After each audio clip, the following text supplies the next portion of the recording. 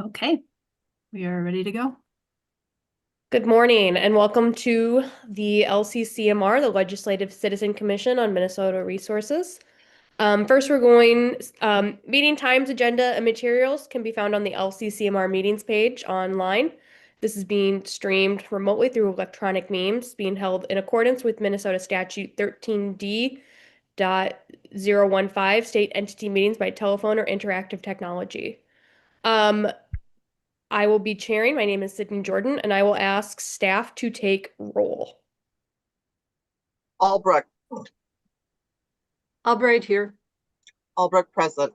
Per present at the Capitol. present at the Capitol. Jordan. Jordan present. Jordan present. Beeman. Beeman present. Beeman present. Faber. Faber present. Faber present. Fisher. Fisher present.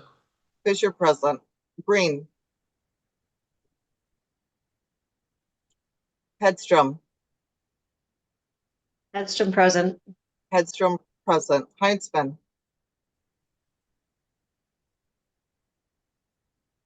Heinzman. Heinzman present. Langseth. Langseth present. Langseth present. Lilly. McEwen. Moore. More present. Moore present. Putnam. Here. Putnam present. Reese. Present. Reese present. Scraba. Westrom. Present. Westrom present. Currently, there are 13 members present. Thank you. Next, we will have approving minutes for November 19th, our last meeting, 2025. Is there a motion to approve the minutes? So moved. Faber. Commissioner Faber moves the minutes for November 19th. All those in favor say aye. Aye. Aye. Opposed? The minutes are approved. Thank you, Commissioner Faber. Next, we have any member reports on conflicts of interest for today. Does anyone have a conflict of interest to report? Commissioner Reese. Thank you, Madam Chair. I'd like to report conflicts of interest on 2026-168, Chiatrami, integrating biological carbon capture, as well as 2026-329, Buchanan, making solar work. Thank you. Thank you, Madam Chair. Yep. Commissioner Langseth. Good morning. I'd like to declare conflict of interest for 2026-396, the Southeast Groundwater Protection Program. Thank you. Thank you. Not seeing any other members declaring a conflict of interest. I think we will go to director reports. Director Nash. Great morning, members. We're going to make this quick because it is a very full agenda today.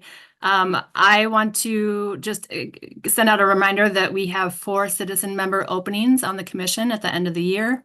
And we also have 5 openings on the Citizen Selection Committee that advises the governor on the governor's 2 appointments. So please, if you know anybody of interest, please send them to our website where there are instructions on how to apply for those positions. Other than that, I'm going to send it over to my colleague, Michael Varian, who has a few words to say about the final reports on that are posted on the meeting page. Mr. Varian. Chair Jordan and commission members, you have the final reports table to review, and there are sound bites for you to read. And if you could take a look at the final reports, there are hyperlinks for the projects. I think we'd like to hope that you enjoy the accomplishments of these ENRTF funded projects, and thank you to all the project managers and the work that was done. Members did hear from a couple of completed projects at the November meeting, so please let staff know if there are any projects you're interested in presenting at future meetings. Just a brief update. Generally speaking, the project work is complete. Final reports have been submitted, and staff are actively processing them.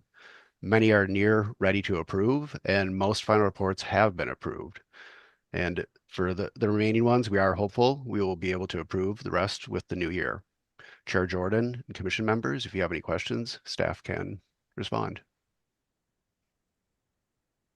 Thank you. Any questions related to the director's report? Director Nash.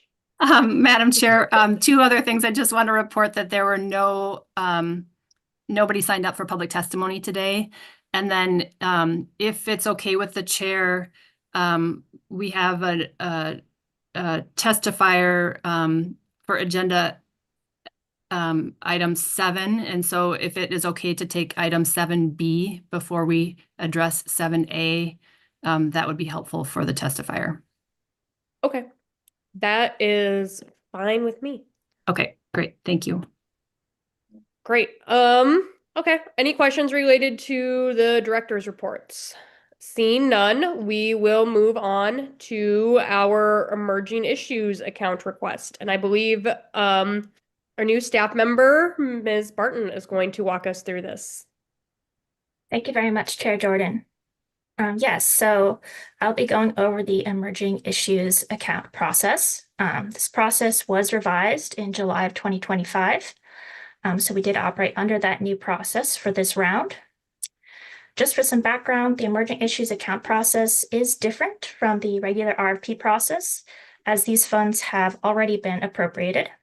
So this recommendation that members will be making today is more like an actual funding decision. And any recommendation that you make today will go to the governor. And if the governor approves it and we approve the work plan, the money will be available immediately for these projects. So the proposals for this second round of emerging issues proposals were due November 19th. We received 6 proposals, and these were sent to members and are available on the meeting page in the notes. Approved proposals can be funded by one of 2 appropriations that we have. ML 2024 for $186,000 with a deadline to spend of June 30th, 2027, and ML 2025 for $2.9 million with a deadline to spend of June 30th, 2028. One of these appropriations can be used to fund multiple projects, but funding one project from multiple appropriations can create challenges, so we are not recommending that path. Including in the meeting page is a document, round 2 requests and balances, and this shows the amounts in each appropriation, which projects would be assigned to the appropriations if they're funded, and what the impact on the appropriation balances would be if full funding were provided to all the proposals. So you all should have access to that to view it. So looking at results from member selection, these are posted on the meeting page as well. And based on those selections, we have invited 2 proposers to present here today. We have the 2 projects, water sustainability in the area of data centers, with the proposal of John Niebuhr of University of Minnesota. Dr. Nigel Pickering of Geosyntec will be presenting for Dr. Niebuhr. And then our second project, the Minnesota Water Risk Atlas, with our proposal Carrie Jennings of Freshwater. We have about 15 minutes per proposal, 7 minutes for presentations, and then 7 minutes for question and answer. Then following presentations, members will be voting on all 6 proposals received, not just those presenting today. And for those requests to be approved, a quorum of the commission must be present, and at least 60% of members present must vote in favor of approval. So because of this, after hearing the presentations, as a first step, I would like to request a roll call to determine the number of votes needed for approval at this time. We do ask that any motions for approval include delegating authority to staff to approve the project's work plan. Because these are urgent emerging issues, we do try to get to these approvals as quickly as possible, instead of requiring them to wait until the next LCCMR meeting. With that, unless there are any questions, Chair Jordan, our first presenter will be Dr. Nigel Pickering of Geosyntec, who will be standing in for John Niebuhr to present their project, Water Sustainability in the Era of Data Centers. Thank you so much, Ms. Barton. Great. So then we are going to turn it over to Dr. Pickering. You have 7 minutes for your presentation and then more questions to follow. Dr. Pickering. Yeah, I'll just have to share my screen here.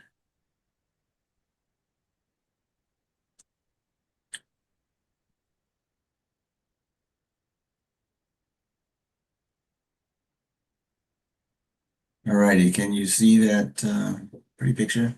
We can see the pretty picture.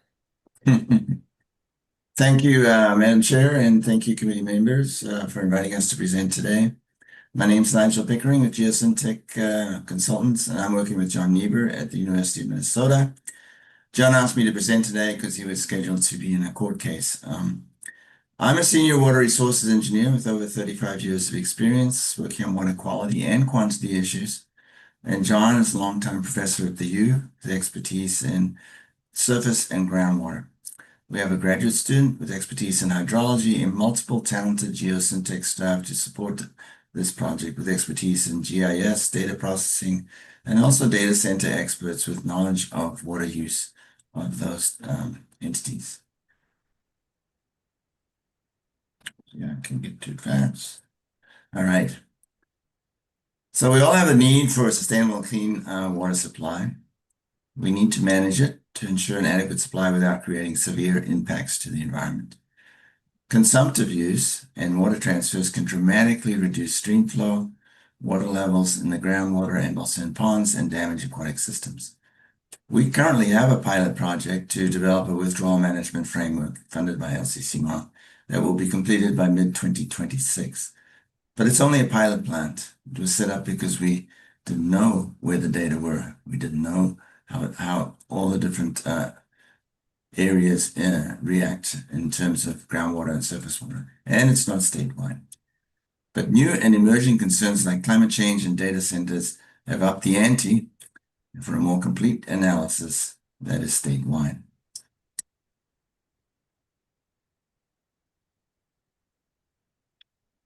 So we have some idea how climate change will alter water availability and demand. I'm actually working on a parallel project on that, also funded by LCCMR.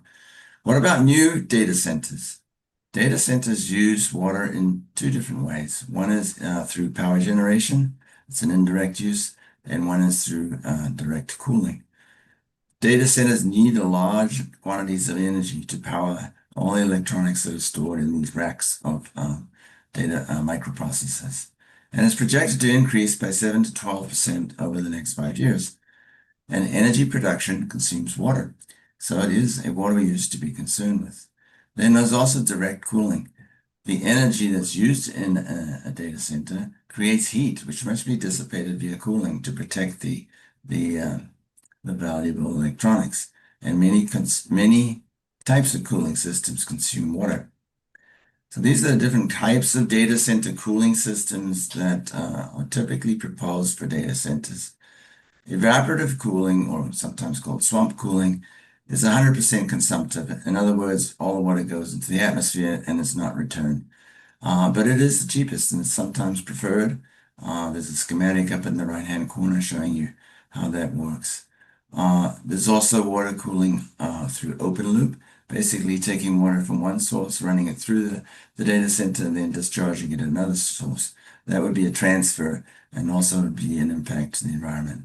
Then there's water cooling closed loop that typically is using groundwater to take water from the groundwater and returning it back to the groundwater, typically in a single pipe system where you only exchange heat and the amount of coolant in the pipe stays the same. So very low water use.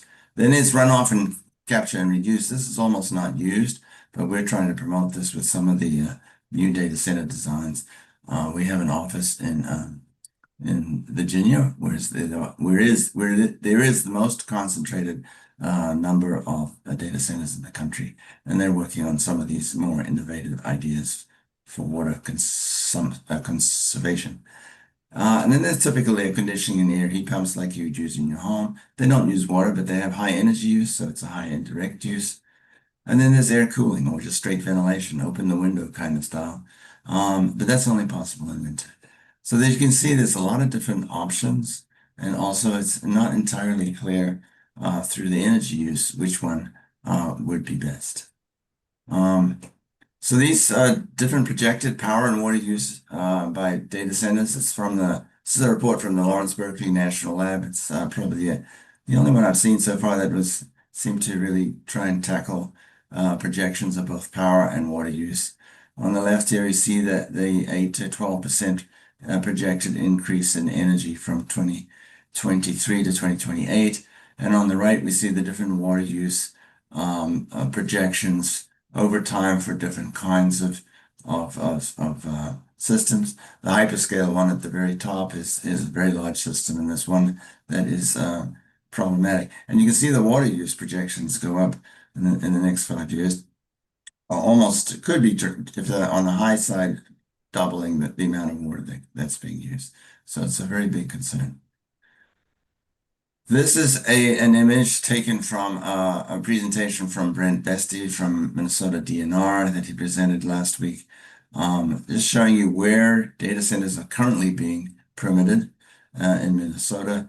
It's not to say there won't be more, but these are the ones that are currently under consideration. On the left is the full extent of the state, and on the right is more zoomed in area around Dakota County, which has a high concentration of these proposed data centers. So just to recap, our existing project versus the proposed project. We have this funded project that will end in June 2026. Its budget's $198,000. It was set up as a pilot because there were a lot of unknowns on how we actually do the analysis, where we get the data from, who the state players were in this, because we have about 5 entities that touch on the use of water or management of water, establishment of local data contacts and local data sources. We have those now, and it used a very simple water budget method with the local data. And it would be only testing on 3 watersheds and 3 groundwater areas. So it was just set up with our intention to take this to the next level at the next LCCMR opening, which will be March this year. But the problem with that is we wouldn't get any funding for that extension until I think it's July 2027. So there's that issue. And then also there's new water demands from data centers. So we feel like there's some urgency to take this statewide so that it can be used throughout the state. This project's actually going to be, the new project's going to be more comprehensive. It's going to include a more robust water budget. And also it will be statewide, and it will include a graphical tool which will display the impacts in different watersheds or different groundwater areas graphically. And I can show you some examples from prior work I've done in Massachusetts. So this is the proposed work. It's basically we're going to evaluate different water balance models. The USGS water balance model is being used extensively in Minnesota, and it's probably a strong contender in this because it's calibrated to local conditions. The UNH one we just reviewed, and it's very comprehensive, and it works down to like a 1 kilometer grid scale, so it's very fine resolution. And then any others that we think are worthy of consideration. So the process here is to collect statewide data now, so geographical information, water withdrawals, discharges, water use by data centers would be estimated, hopefully by our team, because they generally don't like to disclose these numbers at all during the permitting process. And then climate conditions. Just the change in climate can change the water demand. And then we'll focus our efforts first on the locations of the new data centers. So probably Dakota County would be an area where we'd start this newer work. And so this new geographical tool would compare current conditions with near natural conditions. This was something we were missing in a pilot project is, what sort of benchmark do you use? And in the Massachusetts project I mentioned, we used near natural stream statistics that were derived from a previous study by USGS. But there is no study like that in Minnesota because there are very few near natural streams to be able to do that kind of work. It would also include climate change scenarios, like looking at drier dry season. So if you had a very dry summer, for instance, the agricultural demand for irrigation could increase. And then what effect would you have what would be the metric that you're reviewing, the stress metric that you're reviewing under those very dry conditions? And then also data center assessments could be immediate. If you knew how much water they were proposing to use and how it varied through the year, you could get an assessment very quickly through the year what the impact of that data center would be. Finally, the whole work involved with the new proposal would then be distributed through workshops with teaching and training for the use of the model and for performing these sustainability assessments. So these graphics on the right are examples from the Massachusetts Sustainable Water Management Initiative. I was heavily involved with that from about 2005 to 2010. I developed a lot of the technical side of it, and then I was also involved on the panels where we actually put it into policy. So it is now, it's one of my rare projects where we've gone from developing the concept to doing the work and having it evolve into policy. So it was actually very satisfying. This the top graphic there shows like inputs and outputs into that would affect the overall budget of a sub-basin or a groundwater area. And on the lower right corner is sort of what we output in the Massachusetts swimming system. Dr. Pickering, if you could conclude your presentation, we have some questions for you. Sure. You want them to go through them now? If you can your 7 minutes are up. If you can just wrap up for us, that would be appreciated. Thank you. Oh, sure. Okay, so this graphic here shows what our projected output would be like. And it's who will do the work. We have U of M staff, we have Geosyntex staff, and I've mentioned this before, and we would be advised by a technical advisory committee comprised of several state agencies. So thank you, and I will. Thank you so much. Thank you. And before we go to questions, I see there are a few. Senator Green and Representative Lilly are present. First on my list for questions is Representative Fisher. The first question I have is on the model that you are presenting there. Can it be modified for use for other large water users, or is it exclusively for data centers? Dr. No, it's for any water withdrawal, and it'll also include some discharges too, because discharges actually return water and restore the water balance. So we're looking at the net loss of a particular entity, either watershed or a groundwater area. Thank you. Commissioner Langseth. Thank you, Madam Chair, and thank you, Mr. Pickering, for your presentation.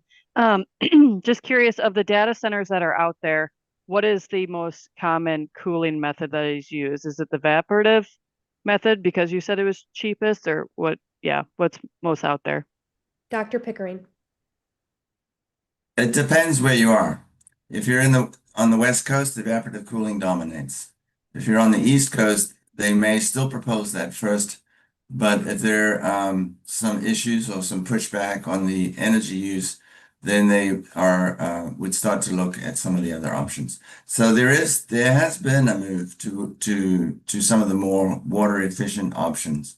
But like I said, we don't really know or haven't quantified what the indirect water use would be from the additional power that's needed from when you go to the less water intensive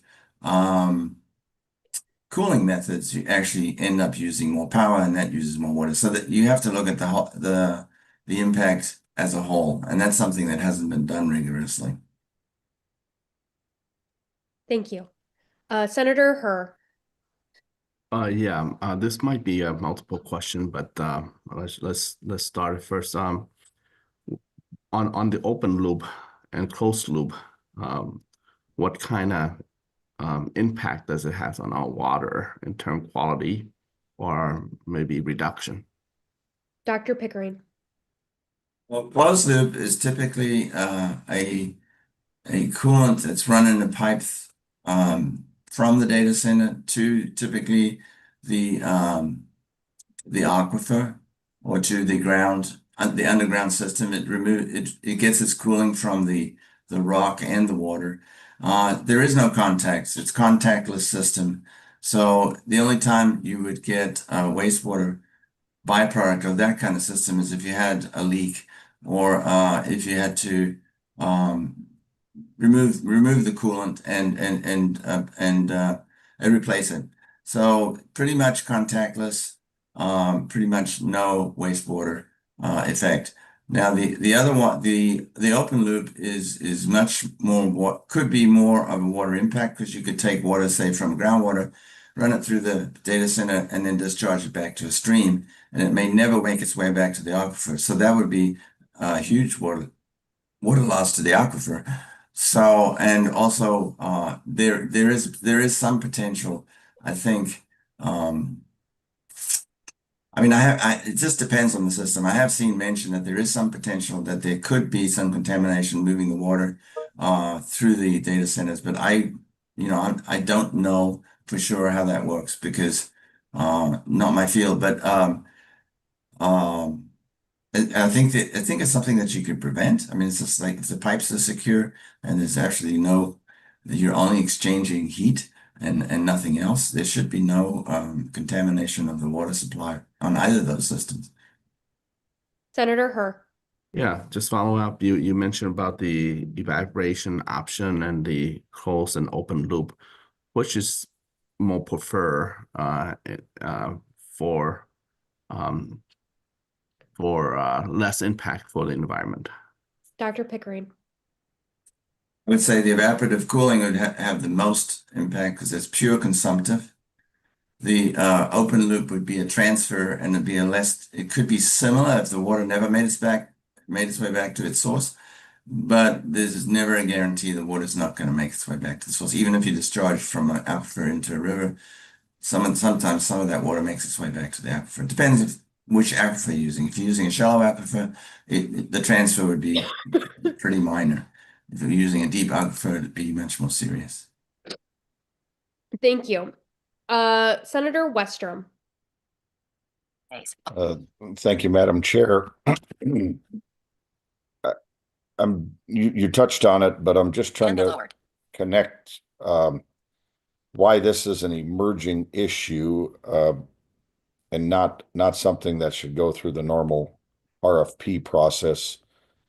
This discussion happens every year just about at the legislature. We have agencies that are evaluating permits based on what you're talking about. And so just because data centers are more recent in the last 15 years on the landscape, I guess I'm just trying to figure out why this is such an emerging issue that within a few months we need to decide and fund you, and it avoids the legislative process that everybody else has to go through. So if you could touch on that just a little bit more. I know you touched on it a little bit, but it doesn't seem like it's that emerging of an issue. It's just an issue that we have lots of agencies that are already looking at this. Dr. Pickering. I was just on a presentation by DNR last week on data centers, and some of the comments from the audience were, is anyone actually working on this, trying to quantify this? Is there any collaboration with the University of Minnesota on this to try and get some answers? There seemed to be some urgent need from the public or from LGUs on this issue there. And even the person making the presentation, who is in the permitting office, couldn't answer a lot of the questions related to data centers. So they're going through a permitting process right now without complete information. And I would say it's becoming an emerging issue because of the way the curve on the water use is going up dramatically. If you look back 10 years, yeah, maybe there wasn't such a big issues. But in the last 5 years, in fact, in the last 2 or 3 years, these kinds of centers are proliferating dramatically everywhere, not just in Minnesota.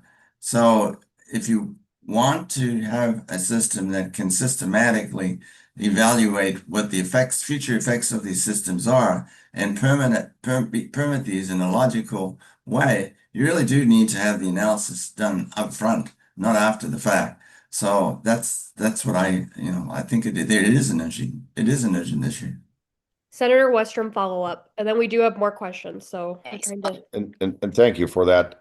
But I think that in part answers the question when we're talking years and not months, because the idea of the emerging issues is something so unforeseen, so immediate, needs such quick action that we can't wait for the next legislative session. And I just don't see how you're checking those boxes. This issue has been debated for several years, and it will continue to be. So why we're going through the emerging issues process instead of the regular RFP process, which is really where most projects go through. And we've had others that we've told that to this past summer as well, that this would be a good project to go forward with, but to bypass the legislative process seems kind of extreme. We are running short on time, so I'm going to go to Representative Heinzman and then Representative Green and close questions. So Representative Heinzman. Thank you, Chair. I don't know if that'll be enough time for members to get their questions answered, but I'll hold my question, I guess, hoping that maybe my comment will be enough. But listening to Senator Westrom's question, I have to agree that this really doesn't feel like it meets the, I think, intent of the emerging issues process.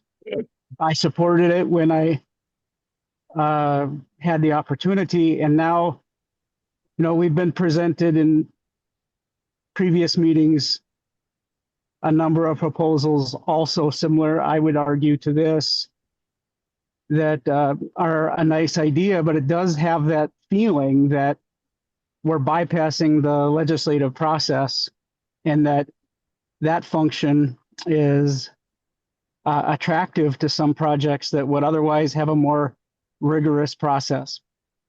I think that generally the public expects us to be responding to an emerging issue that falls into, I think, most people's sort of impression of something that is some kind of an emergency.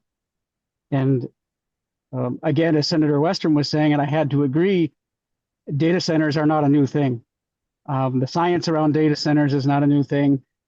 And even in the presentation, we had numerous examples, and I think arguably science-based, that are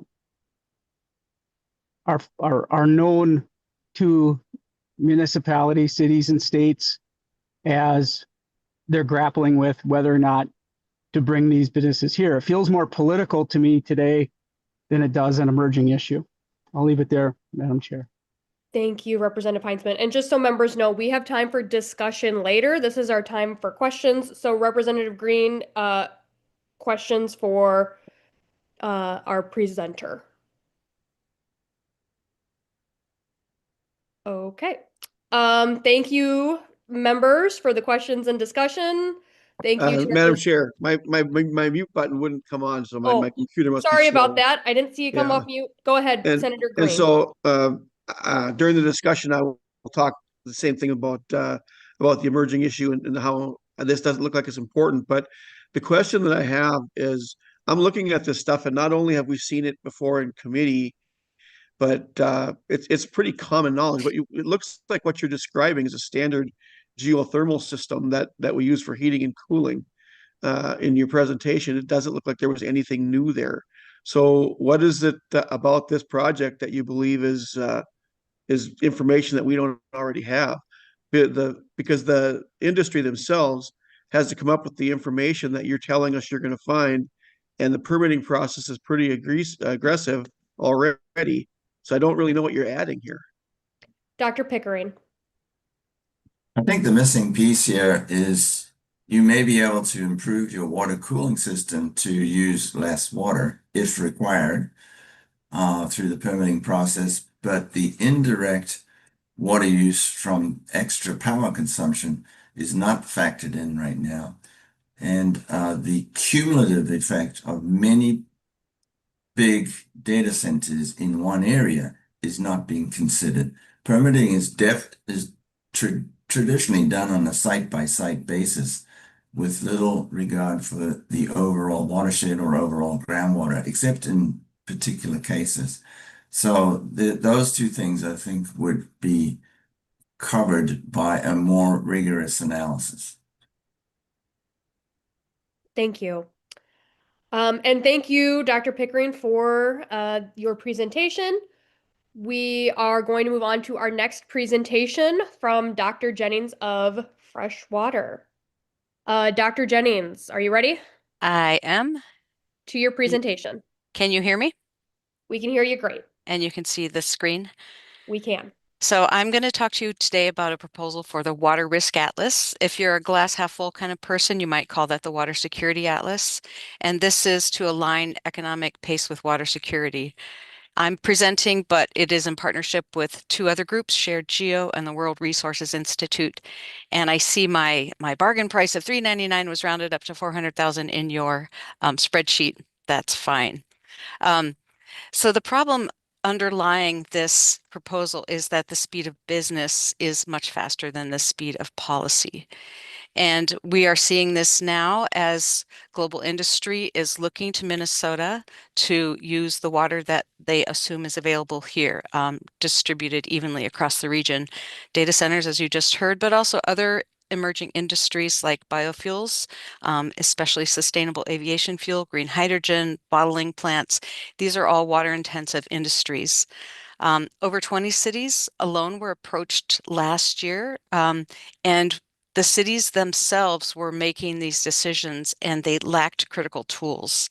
The decisions often moved very quickly. Usually, non-disclosure agreements were signed early in the conversation, and that made city managers and councils reluctant to talk to DNR, Met Council, other agencies that might provide information, including soil and water conservation districts.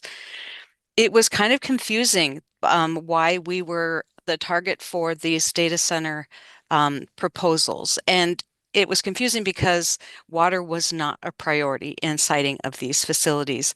Data center developers were looking at maps like this of the electric and the fiber network and finding places where those lines had enough capacity to put in a new very large user. And so we were using the water decision making was blind because they were assuming water is universally available in the Great Lakes region. Now, some of these companies are sophisticated enough, if they're global, to use a tool that's been created by the World Resources Institute, the Aqueduct Global Water Availability Model or Water Risk Model. However, this is a very coarse tool. It has about a 10 square kilometer resolution, and it misses all of the Minnesota-specific geology and water data that this fund has worked to create in the last 30 years.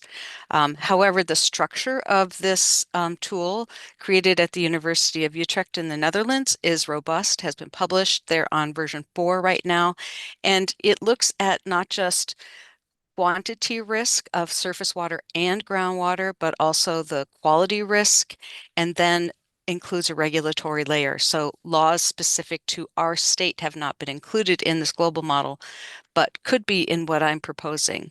So what we're proposing is to sharpen this tool for Minnesota. Here's just a screen capture of what it looks like for Minnesota. Obviously, you can't see the state boundaries there, but I think you can find yourself with the Minnesota River and the western boundary, Lake Superior. And I see maybe 4 or 5 different water risk categories for Minnesota. This is not that different from the tool that DEED is currently using that was supplied by the DNR, which is our groundwater province map. And by the way, the only provinces that have adequate water for data centers are 1, 2, and 3 on this map. They are the only ones that have bedrock aquifers that have the capacity to support the use required by data centers. The rest of the state is reliant on sands in the glacial section and would not have adequate water for that. So we're proposing to use the model structure to assess the overall risk to industry for siting in different parts of Minnesota, and then have the Minnesota-specific data supplied. Who we are? Well, I think we're the right team. Freshwater would be the lead. We are science and policy oriented. I myself understand the geology and water availability in Minnesota because I mapped for 35 years with the Minnesota Geological Survey and the DNR, actually 25 years, and then have been 10 years now in this policy role. And so I really understand the data sets, the people, the policy implications. The technology would be developed by Shared Geo. You might not have heard of Shared Geo, but they are a nationally recognized expert in open source geospatial platforms, and they do this for the public good. They are also a nonprofit. They're also specialists in making sure that the data that are integrated into any tool are not static. It's not just a snapshot. It is actually linking to dynamic models. So it would change as stream flow changed, for example, or as more users started using groundwater. And then we have the World Resources Institute working with us on this. So they would be checking on us to make sure that we're doing the framework. They would be advisory, ensuring that the atlas we create aligns with the global industry standards. The aqueduct person who it would be working with us is actually located here, not in the Netherlands or at Duke University, but she's in St. Paul. So the framework, the concept is that we would not use this framework. Well, we would use the framework of aqueduct that you see on the left, but substitute those coarse global inputs for the high resolution Minnesota data that are more precise and local. We would shift from a static image of water availability to something dynamic that would change with the seasons, change with use, and then add specific Minnesota constraints, because in our law, we protect certain things like calcareous fens and trout streams. And we also have treaty rights that we have to consider, and the Great Lakes Compact.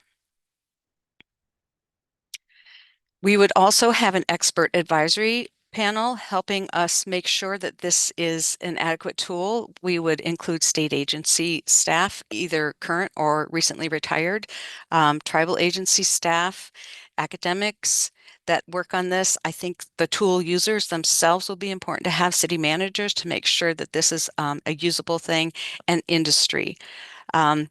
Engineering firms, especially because they're the ones primarily citing a lot of these large water users. It's not Google or Meta, for example. It is a developer that's actually citing, and they don't understand the distribution of water across the state.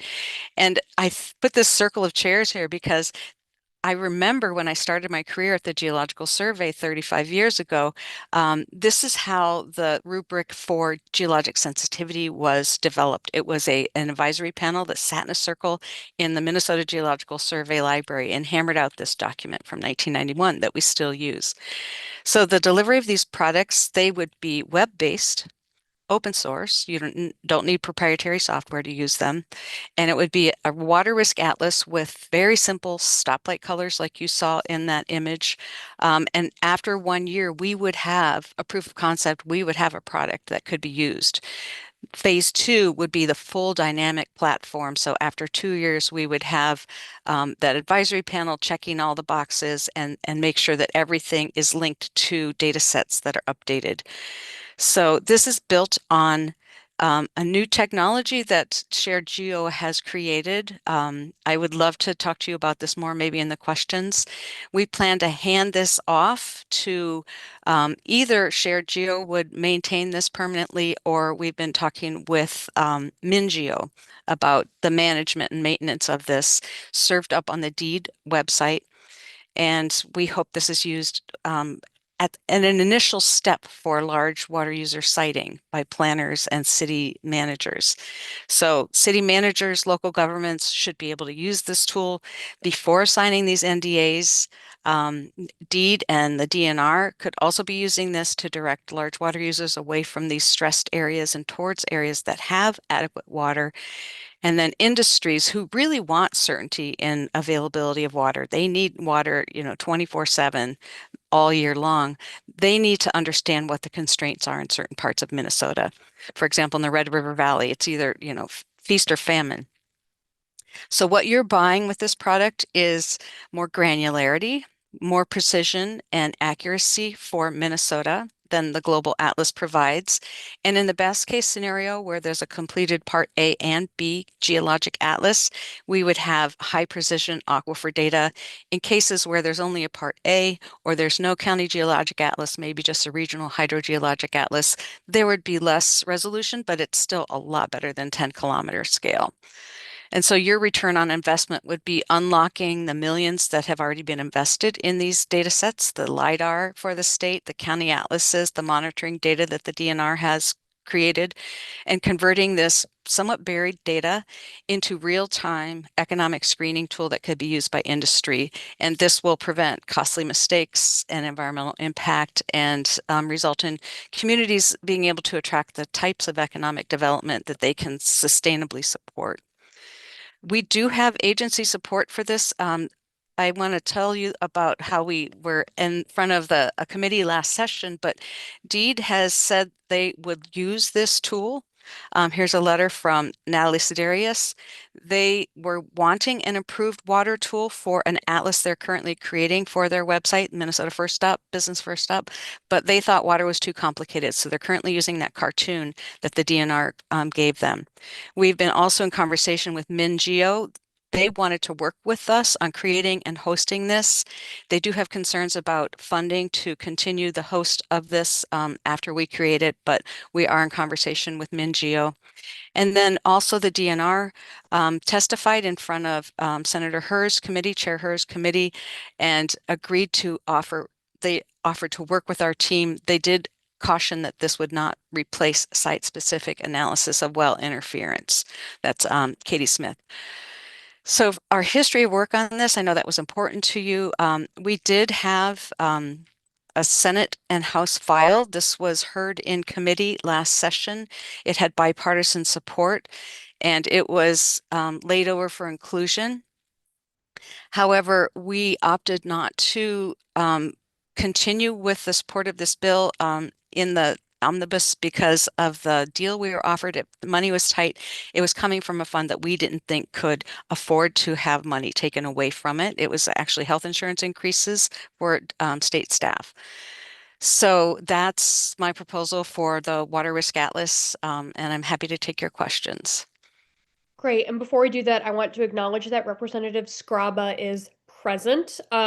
Questions from members. I will start, and it's actually the same question that Senator Westrom asked last time, which is, can you discuss why this is an emerging issue and not appropriate, in your view, to be going through the normal LCCMR process?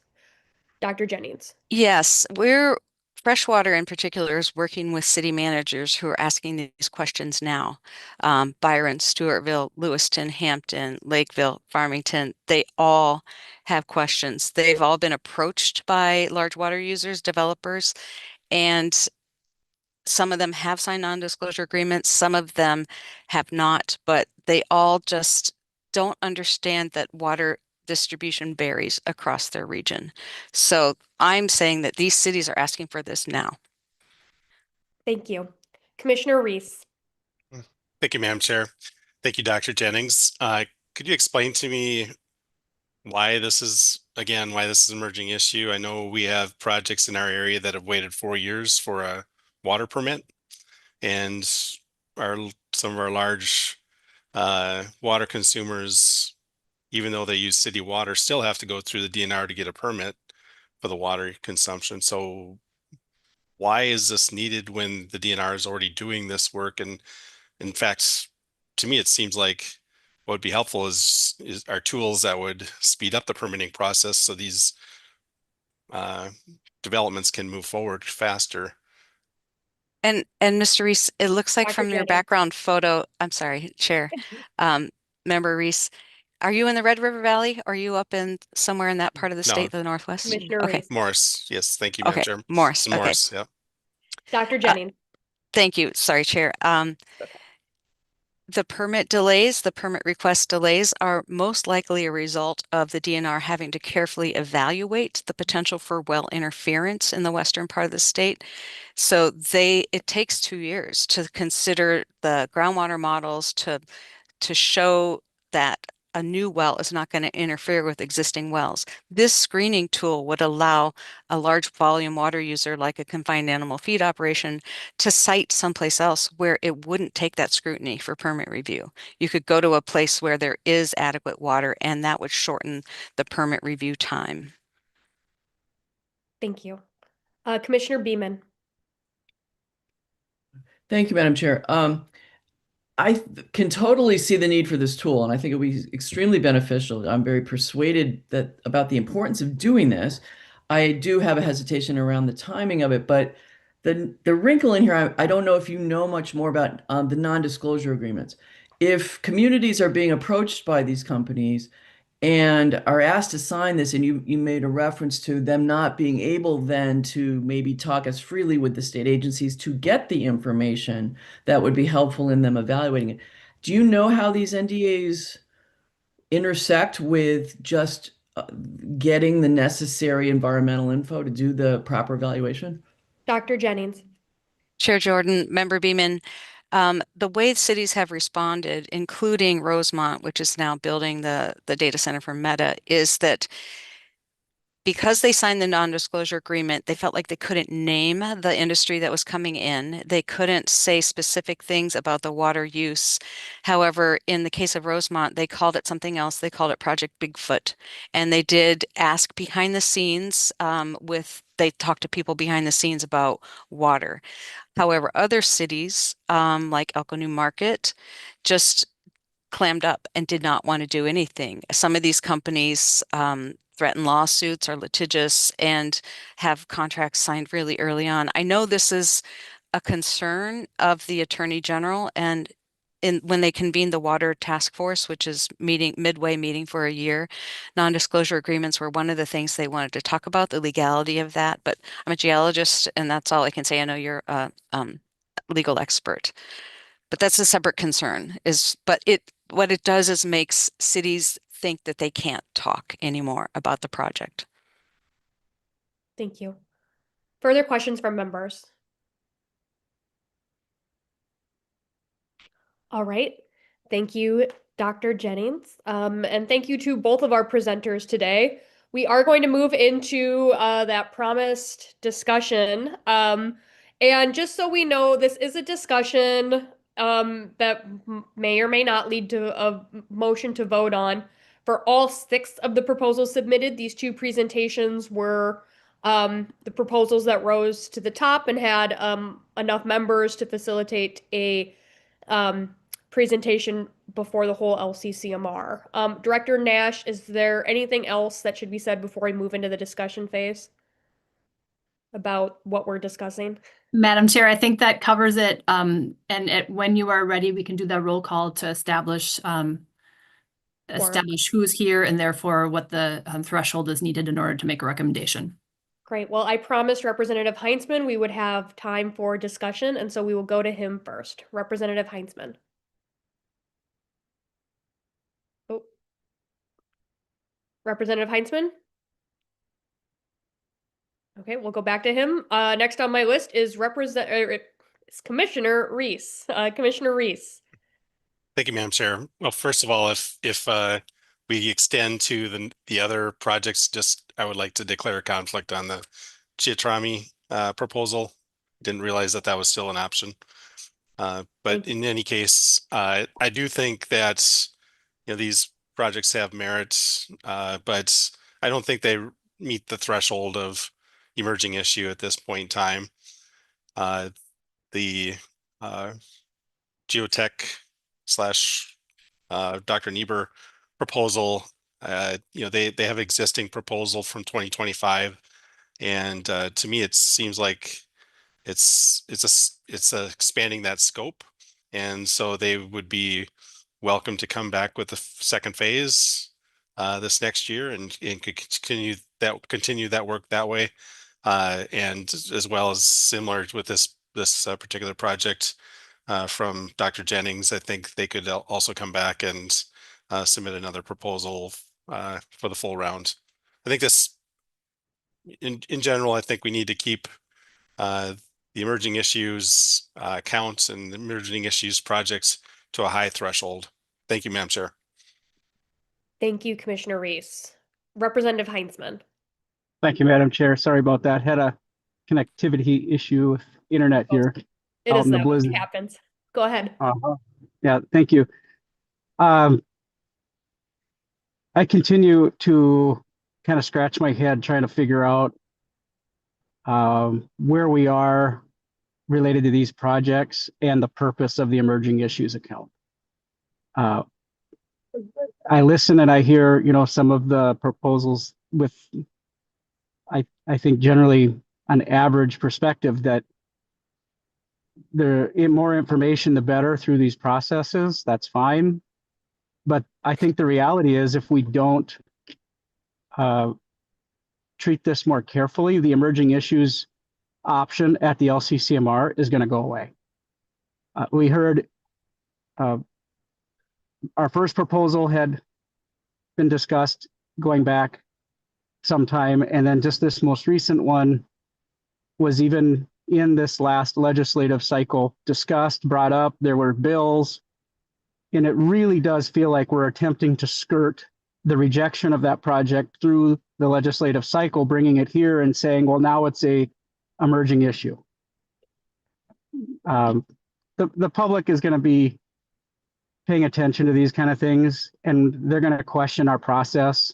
And I'm questioning it here today, Madam Chair. It's just all too unusual. I think that members should consider what we're up against and a precedent that we'd be setting if we move these projects forward after at least one of them had previously been legislation and bills that were not moved forward by legislators, and what appears to be an effort to attempt to get funding for these things, at least the one, even after it failed in the legislative process. Thank you, Madam Chair. Thank you, Representative Heinzman. Would it be helpful to have Director Nash go through the process for how these projects were selected for presentations today? Madam Chair, was that a question for myself? It was Representative Heinzman. Thank you, Madam Chair. No, I am familiar with the process that we established allowing for this extra tool to be used at the LCCMR. I think that there may be differences of opinion as to what those projects should look like in an emerging issues sort of category.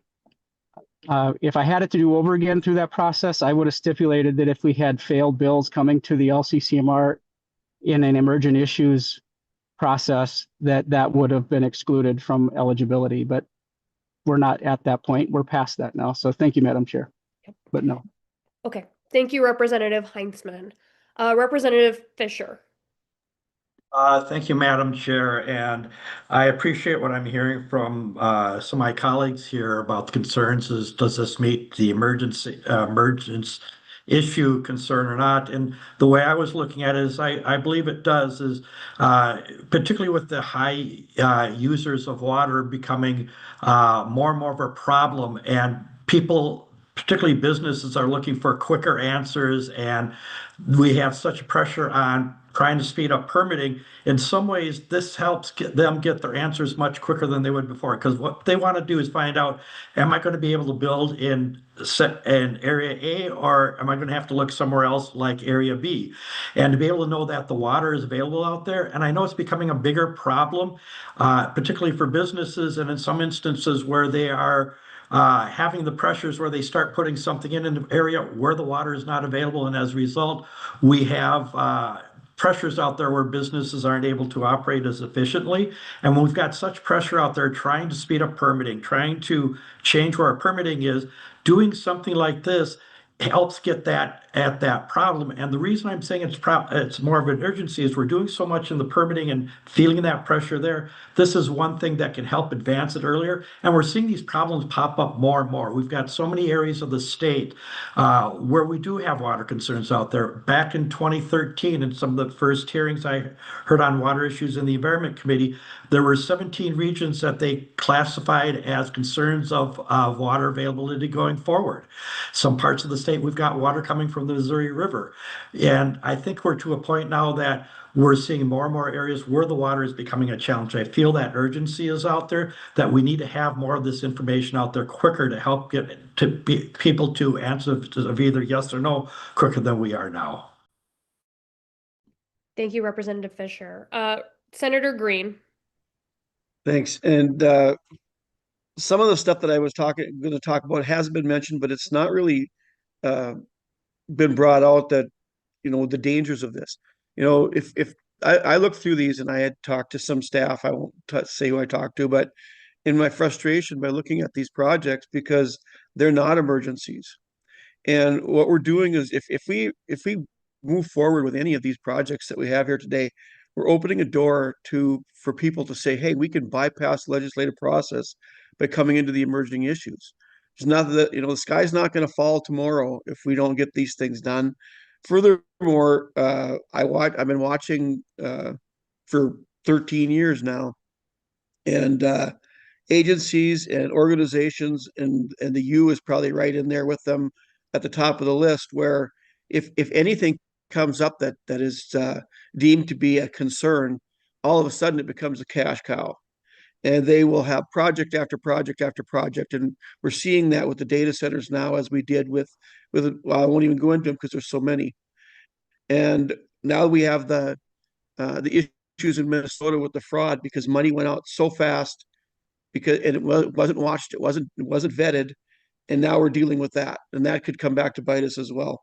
I think it would be to our advantage just to let these go, let them come through the regular process and vet them out that way. Thank you, Senator Green. Commissioner Langseth. Thank you, Madam Chair. Just from my perspective, being down here in Southeast, is we've seen a ton of proposals for these data centers coming in. It feels like they're just doing a kind of blanket area, trying to get out as many proposals as possible to see what sticks. It feels like a lot of the citizens around here don't know exactly what's happening. There's a lot of questions. And I would be curious to hear more why the legislature didn't pick up these projects, because it feels a little negligent to really not have some studies done before allowing these really big data centers coming in. And obviously this is all tied to AI, and it's just ramping up. So in my opinion, this does feel like an emerging issue. It feels like it's not so much that the urgency is being forced upon the state of Minnesota by all these proposals coming in and just really not having the information. So I'll be voting accordingly. Commissioner Langseth, is that a question for members of the legislature about why? Perhaps Chair Fisher or Chair Heinzman could enlighten us on that, or Chair Herr. I see Chair Fisher has his hand up. Yes. Thank you. That would be great. Chair Heinzman after that. I will give my thoughts of what happened in that area, and I know that there were several other chairs that were involved, so I don't mean to be speaking for them, but I was going to say that when I take a look at the challenges that we had with the fiscal issues that we had going forward, in terms of while there were some areas where we were trying to just keep up with the inflation, for the most part we were trying to deal with the deficit situation, and we were trying not to put out new programs out there and just trying to keep current programs going along. So that's part of what went into my reasoning as we were dealing with this. There just was not the funds out there, particularly with the projected deficits that we had that was running in billions of dollars. Chair Heinzman? Yeah, thank you, Madam Chair. And yes, as you would expect, I do have a different perspective than my co-chair. Commissioner Langseth, I think your question is super valid. Is there are going to be those, and you have mentioned that you're one of them, that believes that this is an emerging issue. And I get that. and we're all going to have our opinion on this. But what is missing from the conversation is that, like I had mentioned before, there are differing views as to what constitute a political issue as opposed to something that can find common ground amongst legislators. We have a tie in the House. In order for a bill to move forward, there has to be agreement. There wasn't agreement on this. And now I want you to think about what's happened. We've transitioned to a process that bypasses the legislature. I don't agree that it was an issue. It's just a couple of $100,000. We're not talking about breaking the budget here. This is something that I'm trying to address as gently as I can, but that eventually political winds shift. And I think that those that are advocating for this project and suggesting it's an emerging issue would advocate the opposite way if it fell into a different political bucket. And, you know, I can't assume people's motives. We try really hard not to do that, as Chair Jordan knows. But I will say that that's a slippery slope. And I'm trying to advise this body to consider that this was a failed project, at least the one. And we're attempting to sidestep the legislative process in this process. And I'm just simply pointing out that's a slippery slope. And suggesting that legislators were somehow, missing the mark or what have you, I don't know that that's productive. I would just say we're all going to vote today, but think about the precedent that we're setting. And as I mentioned earlier, I think that if we continue to see more of these kinds of proposals coming forward in this process, suggesting these things are emerging issue as opposed to what they really are, which is in this case is somewhat controversial, you're going to see the emerging issues account and option go away. It won't any longer be available, if I could guess. Senator Herr, do you have anything further to add as the Senate chair? Yeah, and I think this is why it's needed for emerging issue, because last session, as I remember, we had proposal on data center and just kind of barge into our state, and there was a number of data center project that was unaware by communities, and so we're giving option here so we can have a more informed decision as we go to legislature, maybe legislation next session.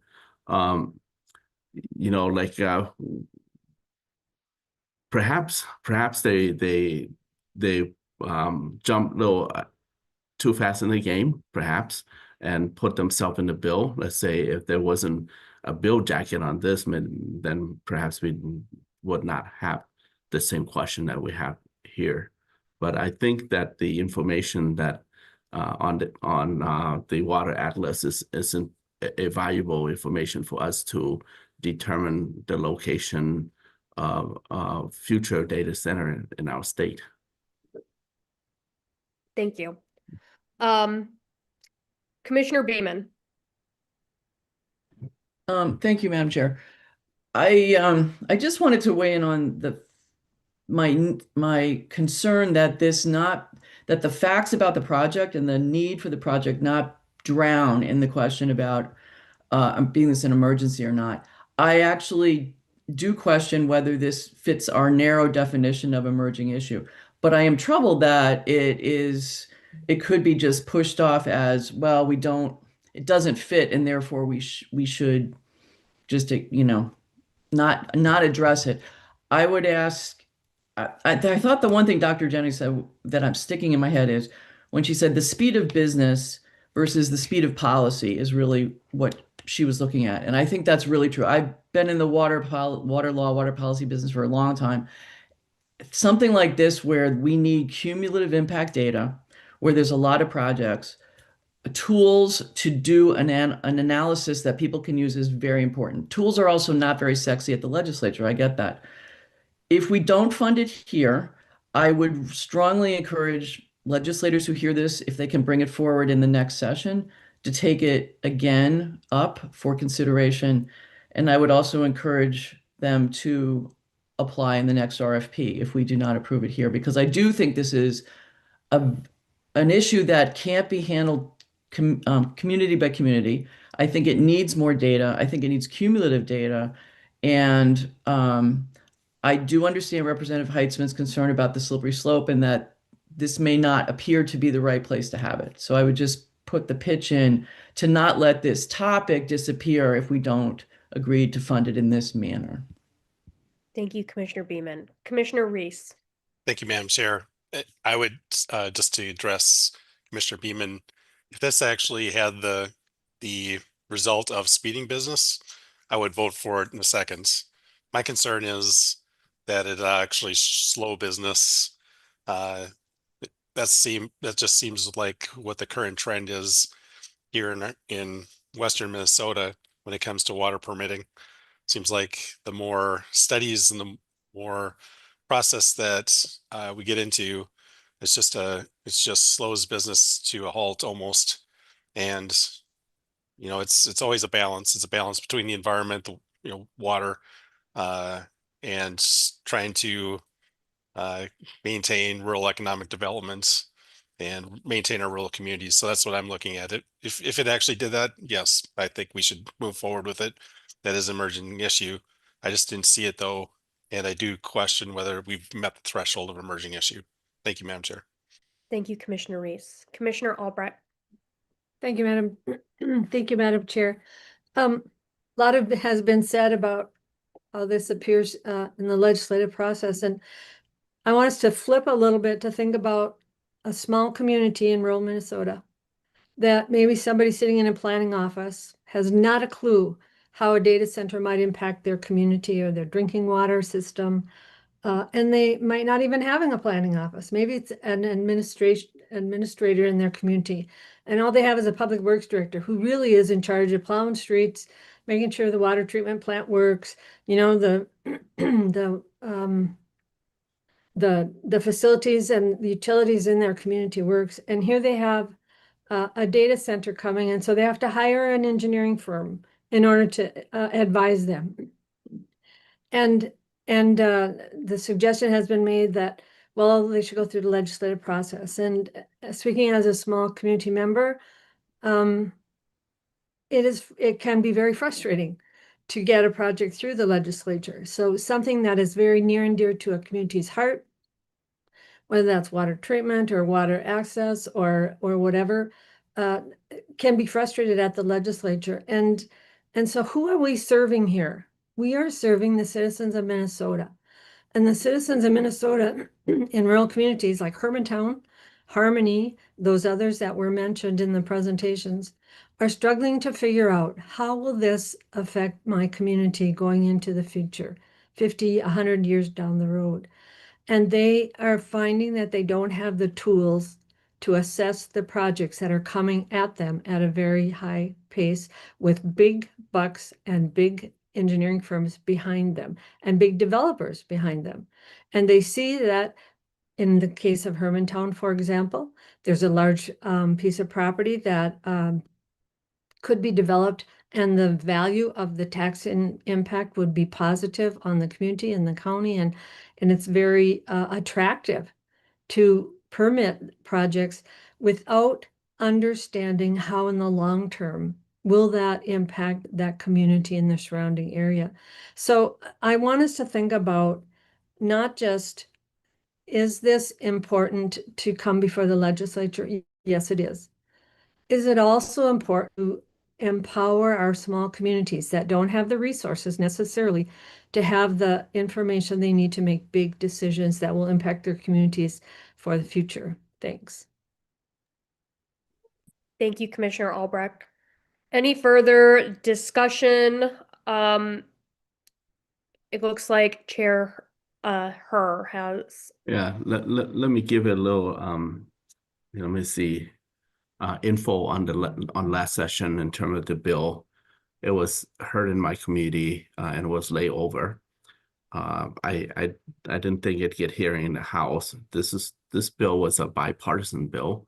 So even that with bipartisan support, it still reached stumbling block. So if we want to take the legislation route, we may not get the research that we needed in time when data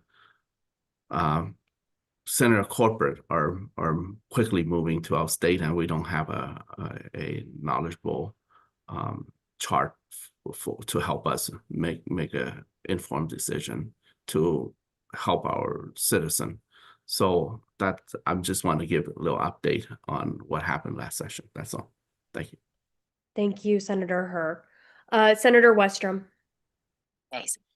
Thank you, Madam Chair. First of all, on the data centers,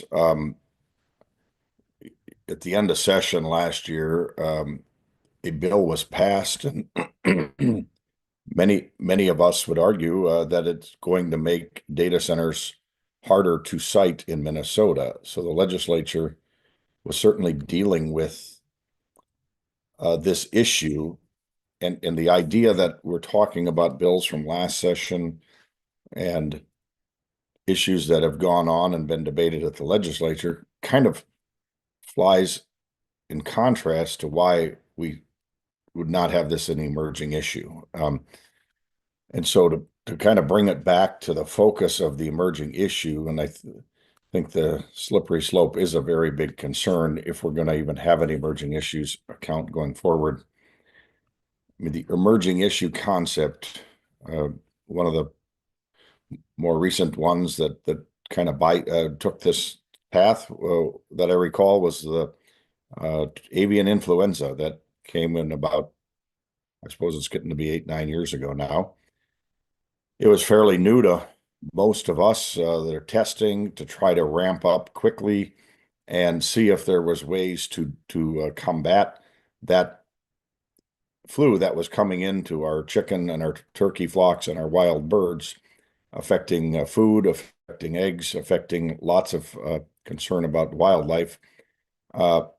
Was kind of the basis of emerging issues and why we thought the issue needed to be funded quickly, because the legislature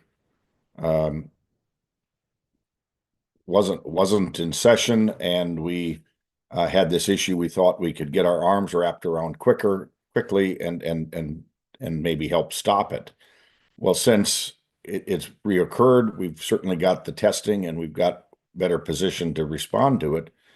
But we would not continue to keep funding avian influenza as an emerging issue. The legislature has set up some emergency response dollars through the Department of Ag.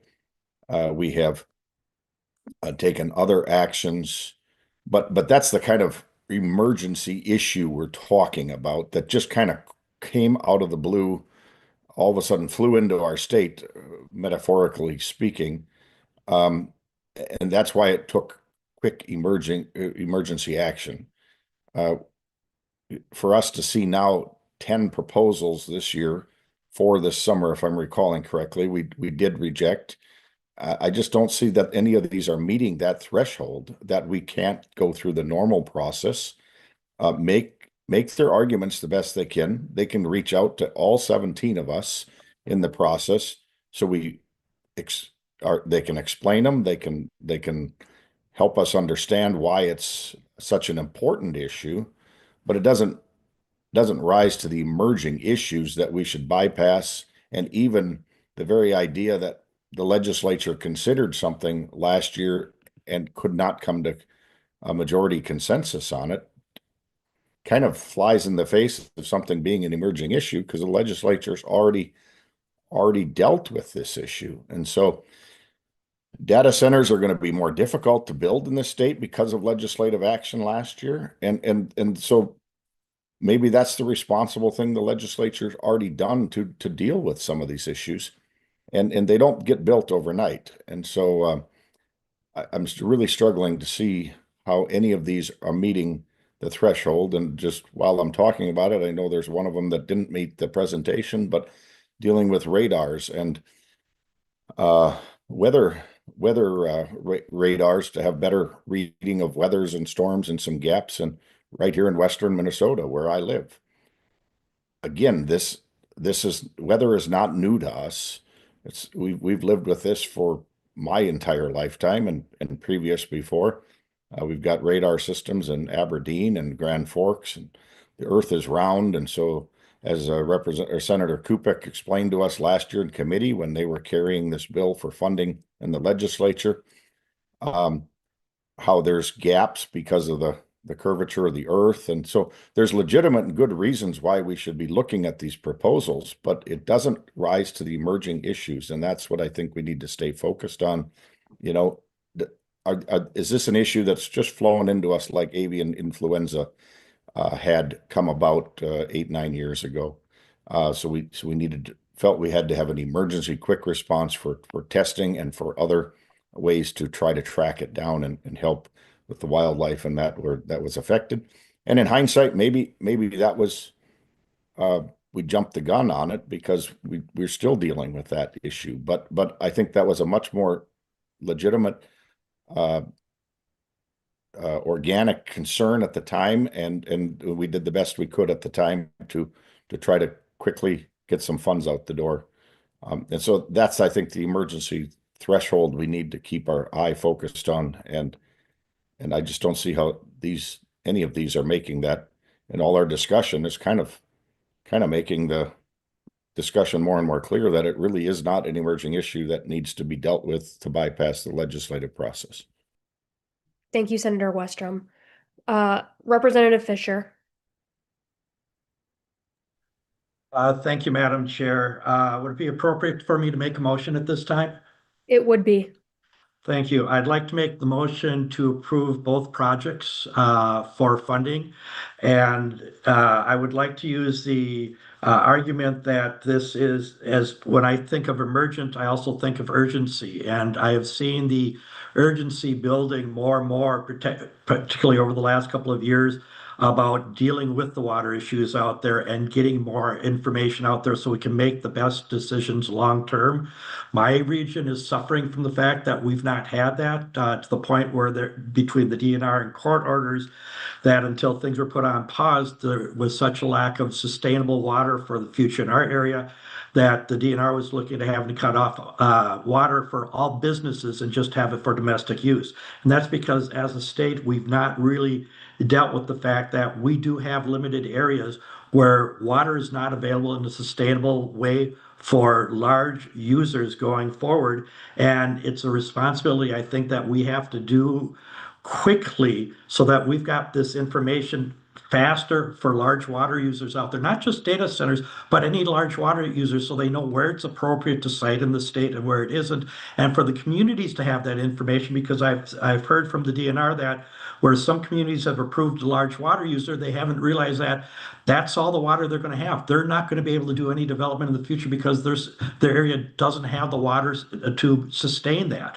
And so I think we have kind of hit a point that this is becoming more and more of a crisis type thing, and also being able to get the urgency of being able to get this information out faster, because once this information is available, you look at it, you've got an answer right away in certain areas that you can't be in certain areas of the state and others. And this helps give businesses those tools to make those decisions faster. So I think with that urgency, that meets the emerging issues criteria. Thank you. Representative Fisher moves to fund both projects that we heard as a presentation today in their full amount. Discussion to the Fisher motion. Commissioner Reese. Thank you, Madam Chair. To the motion, I would contend that this doesn't meet the thresholds still. And, you know, if you look at the current permitting process, even the DNR in the presentation had stated that the tool was not going to replace the actual studies that they had to do for well regeneration. So I don't think it's going to do what we hope it would do. And with all due respect, I just feel that this is, you know, we have to look at the overall policy, whether it meets the threshold, and then we have to look at the project itself in terms of the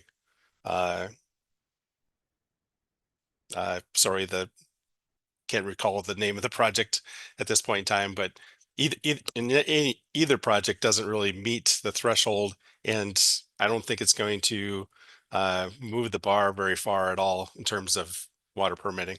Thank you, Madam Chair. Thank you, Commissioner Reese. Commissioner Westrom. Madam Chair, so can you just explain the process? Earlier you said there'd be a roll call taken to establish quorum.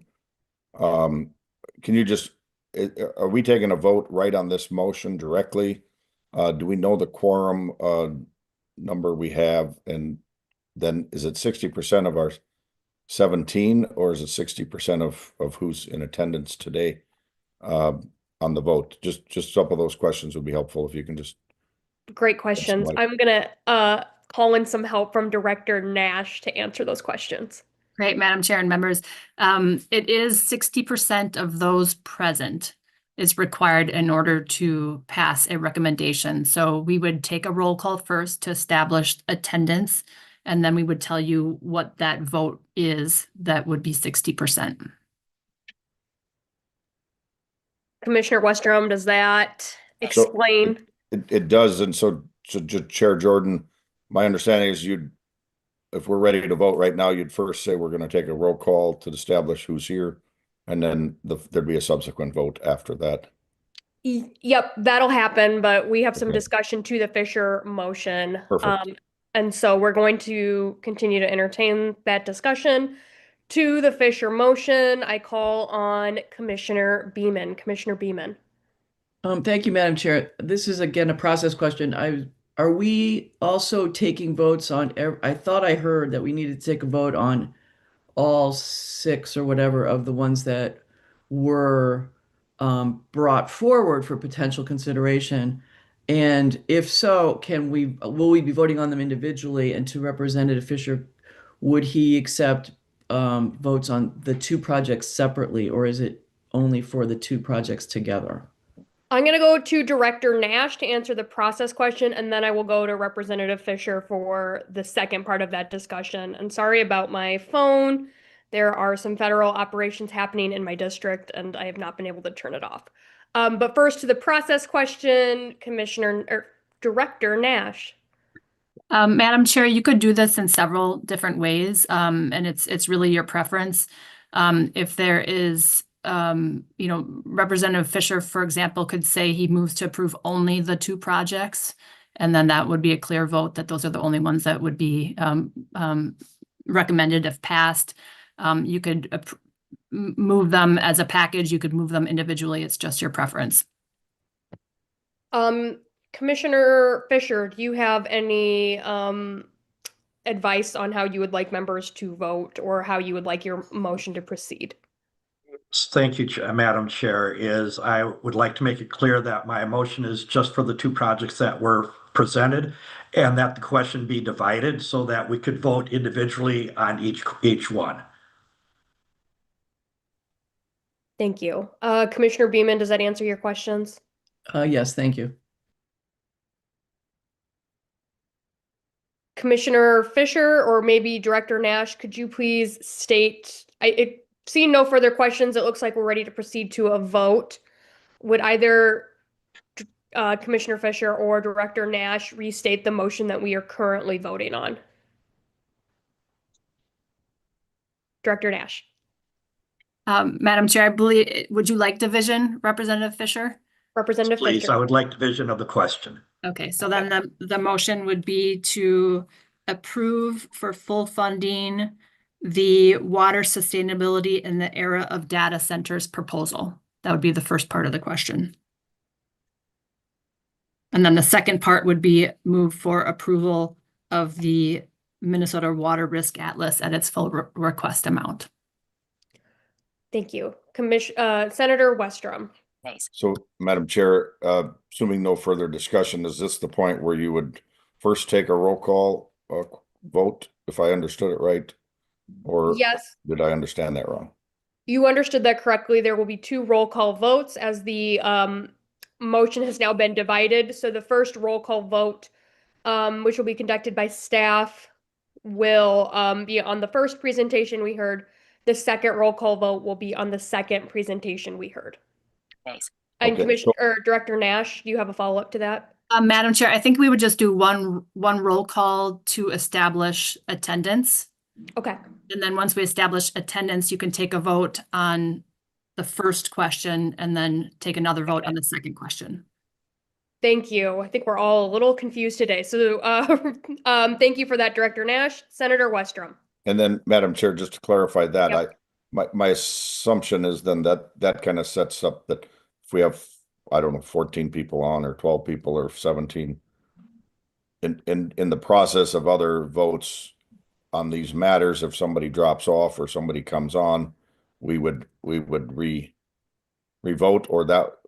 So basically this vote would establish who's in the picture of voting for or against these projects. Director Nash. Madam Chair, that is correct. I'm hoping that nobody would drop off between roll call and actual voting. Yeah, no one do that. Commissioner Herr. Director Nash, just confirm. Let's so if the council member individual that's not here during first roll call, are this and show up right after roll call, are they eligible to vote for the motion? Director Nash. Madam Chair, that is a good question. I guess, I don't know what the answer is on that, but if they do vote, we would have to adjust the number at which the number that's required for the recommendation to pass. Commissioner Green. Madam Chair, thank you to Director Nash.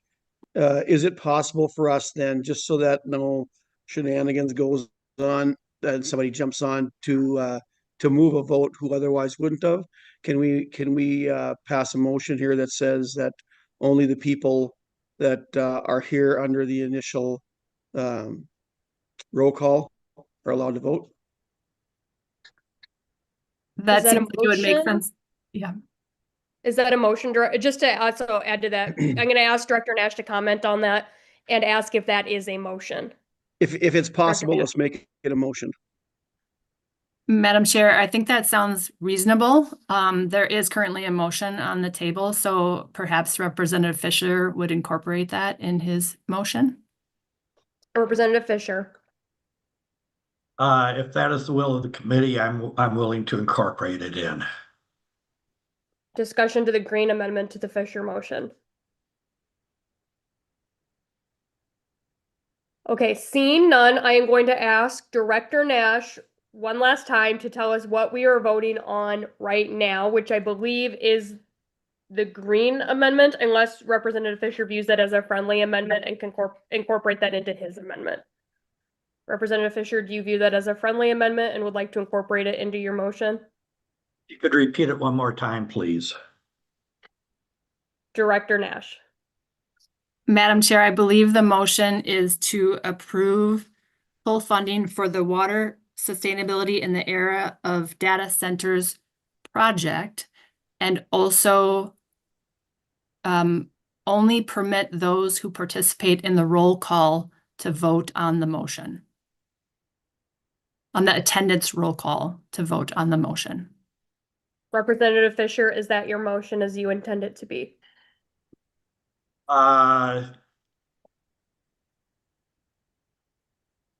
My intent to the motion was making sure that everybody who is available, who is a member of this commission, to be able to vote on it. The concerns I have is sometimes because of the issues that are going on with some of our members having other things in there, they are sometimes having to pop in and out for things beyond their control. So I'd be a little hesitant to just say if you're not here at the roll call and then all of a sudden you pop in. It's kind of like in committee is, if somebody, we do roll calls and all of a sudden somebody comes in, we still allow them to vote. So I'd be hesitant to make that part of my motion unless it was the will of the committee. That's fine. It's your motion. We can vote on the motion separately. There is some discussion to this. Commissioner Langseth. Chair. Sorry. Thank you, Madam Chair. Was wondering, I think, do we need to add some language in for the LCCMR staff to be able to move on the emerging issue if it were to pass? I forget what that language was that Ms. Barton had said earlier. I don't know if that needs to be incorporated into the motion. Director Nash? I'm sorry, I missed that. Was that a question about having staff approve the work plan? Yes. Yes, that would be very helpful. Okay. There's more discussion from Representative Lilly. Thank you, Chair Jordan. I'm really uncomfortable with requiring the voting, the presence, and then going from there and excluding members because we're in a situation where people can, they have many different things going on. They come in and out of the room. I will not vote for that. So if it's included in the, I don't think I've ever heard of anything like that in my whole 20 some years of legislating, but maybe it exists. I just, it's more of a math problem. I'm sorry for staff. I don't, I wish everybody was here that's here, but I will not vote for anything that includes that provision. Thank you, Commissioner Lilly. Senator Green. My attempt was to try to move things along, and it looks like I extended them even further, so I'll withdraw it. Let's just move on. Okay. Any further discussion before we vote, before we have a roll call attendance vote? Seeing none, staff will take the attendance roll call, and then we will proceed to a vote. To Ms. Griffin. Albright present. Albrecht present. Her present. Her present. Jordan. Jordan present. Jordan present. Beeman. Present. Beeman present. Faber. Faber present. Faber present. Fisher. Fisher present. Fisher present. Green. Green present. Green present. Hedstrom. Hedstrom present. Hedstrom present. Heinzman. Heinzman present. Heinzman present. Langseth. Langseth present. Langseth present. Lilly. Lilly present.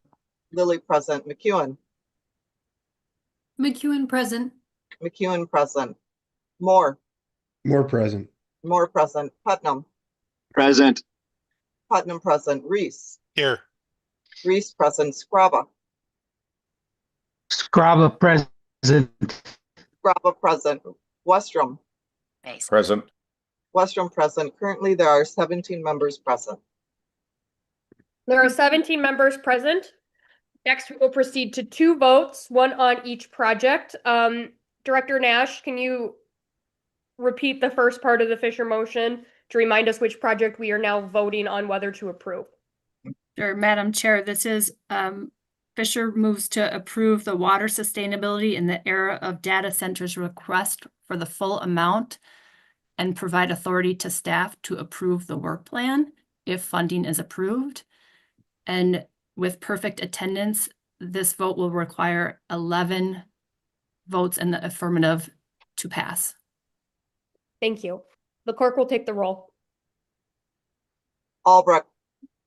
Albright, yes. Albrecht, yes. Her. Her, yes. Her, yes. Jordan. Jordan, aye. Jordan, yes. Faber. I'm Faber, sorry. aye. Beeman. Yes. Beeman, yes. Faber. Faber, yes. Faber, yes. Fisher. Sure, yes. Fisher, yes. Green. No. Green, no. Hedstrom. Hedstrom, yes. Hedstrom, yes. Heinzman. Heinzman, no. Heinzman, no. Langseth. Langseth, yes. Langseth, yes. Lilly. Lilly, yes. Lilly, yes. McEwen. Yes. McEwen, yes. Moore. More yes. Moore, yes. Putnam. Yes. Putnam, yes. Reese. No. Reese, no. Scraba. No. Scraba, no. Westrom. Westrom, no. Westrom, no. Currently, there are 12 yes, 5 no. The motion prevails. Next, we will proceed to the next vote on the next project. Director Nash, can you please restate the project that we are currently voting on to fund in the full amount? Madam Chair, this is the Minnesota Water Risk Atlas. Thank you. The clerk will take the roll. Albrecht, Albright, yes. Albrecht, yes. Per, Yes. Per, yes. Jordan, Jordan, yes. Jordan, yes. Beeman, Yes. Beeman, yes. Faber, Faber, aye. Faber, yes. Fisher, Fisher, aye. Fisher, yes. Green, No. Green, no. Hedstrom, Hedstrom, yes. Hedstrom, yes. Heinzman, Heinzman, no. Heinzman, no. Langseth, Langseth, yes. Langseth, yes. Lilly, Lily, yes. Lilly, yes. McEwen, Yes. McEwen, yes. Moore, More no. Moore, no. Putnam, Yes. Putnam, yes. Reese, No. Reese, no. Scraba, Graba, no. Scraba, no. Westrom, No. Westrom, no. Currently, there are 11 yes, 6 no. The motion prevails. Thank you, members. We will move on to our emerging issues account procedures. And I will turn it over to Director Nash. Great. Members, thank you. So you just used the emerging issues account criteria and eligibility and process that was updated in July. And back in July, you approved some of the updates sort of in parts to the policy, but there was not a final vote on the full policy itself with some connecting language to round it out. So that's what is back before you today. There is a handout on the meeting page. And it shows some of the changes that are before you today for consideration. I can walk through those, Madam Chair, if you would like. I think that would be helpful, Director Nash. Okay, great. So there's a key on this handout. The underlined and struck out text is what is before you today. The text that's highlighted yellow is text that was before you in July, but no vote was actually taken on it. So starting at the first header, we've added on availability. So it says authorization and availability. And along with that, we've added a little paragraph after the description of the emerging issues account in statute to say that the commission recommends that funds be put in the emerging issue. If the commission recommends that funds be put in the emerging issues account, funds will be recommended for the same standard duration as other recommended funds, and that funds appropriated to the emerging issues account through the legislative process will be available starting July 1st unless otherwise specified in the appropriation. Under the second header, which is emerging issues account eligibility criteria and eligibility, there are some new edits that are here. This is just rewording. The word need was listed several times in the sentences and was a little hard to follow. So the revisions were an attempt to be a little bit more clear and consistent with your updated eligibility criteria, that the emerging issues account is for efforts that address an unexpected and urgent need in an expedited manner, and that these efforts cannot be accommodated through standard funding cycles. We do add cycles here, but that will depend on what you choose for option A or option B below on bullet point 3. We weren't clear if the intent was that people wait for the legislative session and the LCCMR funding cycle or just the LCCMR funding cycle. Following this, there are a 4-point bulleted list that was approved in July. Bullet 3 inserts the word LCCMR so that we know we're talking about a delay to follow the LCCMR funding cycle would cause significant detrimental impact in the environment. Option B is rewritten to say that waiting for the LCCMR funding cycle or for the legislative session would result in significant impact to the environment. This is different from option A, which seems to specify that the significant impact would need to occur before the next legislative session. Either way is fine from an implementation standpoint, but knowing your intent here would help guide applicants on what question they need to answer. The next edits are in the requesting funds header. The edits highlighted yellow remove the specifics of what the proposal needs to include, as this may require a little more flexibility depending on how implementation of this policy works. It also adds some text to state that notice of availability of the emerging issues account funds will be posted to the website, and that in order to be considered, you have to submit an emerging issues account proposal. And then the final edits are in the awarding funds section. The language highlighted here that struck out just in essence got moved up to the top of the document and got slightly revised for readability. And then we also added on a bullet here just to be clear that if the governor approves the request that's been recommended by the LCCMR, the project can begin incurring costs following LCCMR approval of the work plan. And this is in keeping with the requirements in statute.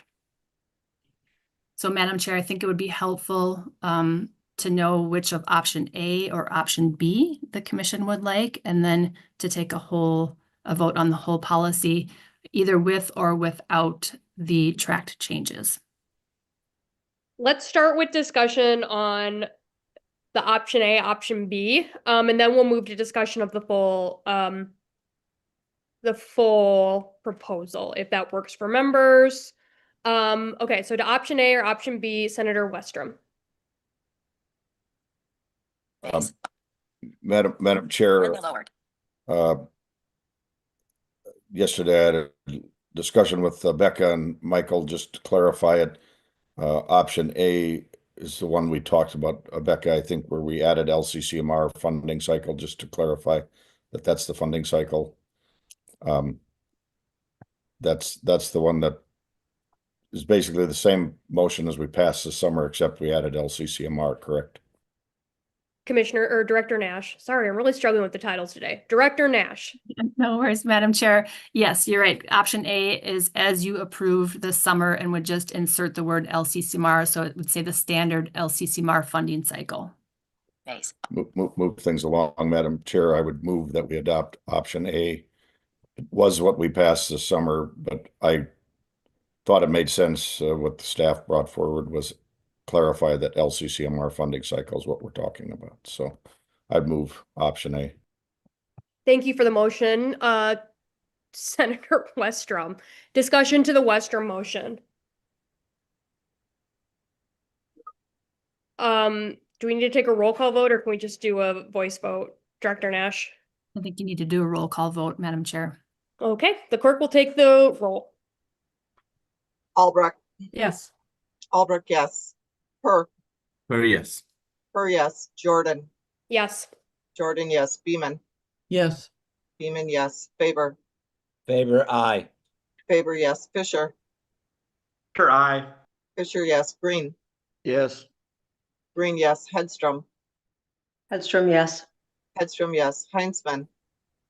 Yes. Heinzman, yes. Langseth. Yes. Langseth, yes. Lilly. Oh, yes. Lilly, yes. McEwen. Yes. McEwen, yes. Moore. Moore, yes. Moore, yes. Putnam. Yes. Putnam, yes. Reese. Yes.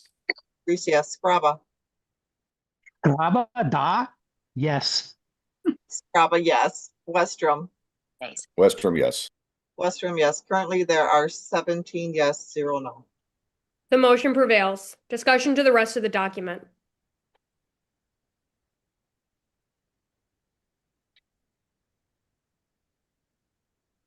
Director Nash, do we need to approve it, or are we just discussing? Is there somebody who would like to make a motion regarding approval of the rest of the document? Chair Albrecht. Thank you, Madam Chair. I will move the adoption of the updated emerging issues procedure as edited by staff and presented today. Discussion to the Albrecht motion. Seeing none, the clerk will take the roll. Albrecht, Yes. Albrecht, yes. Yes. Yes. Jordan, Yes. Jordan, yes. Beeman,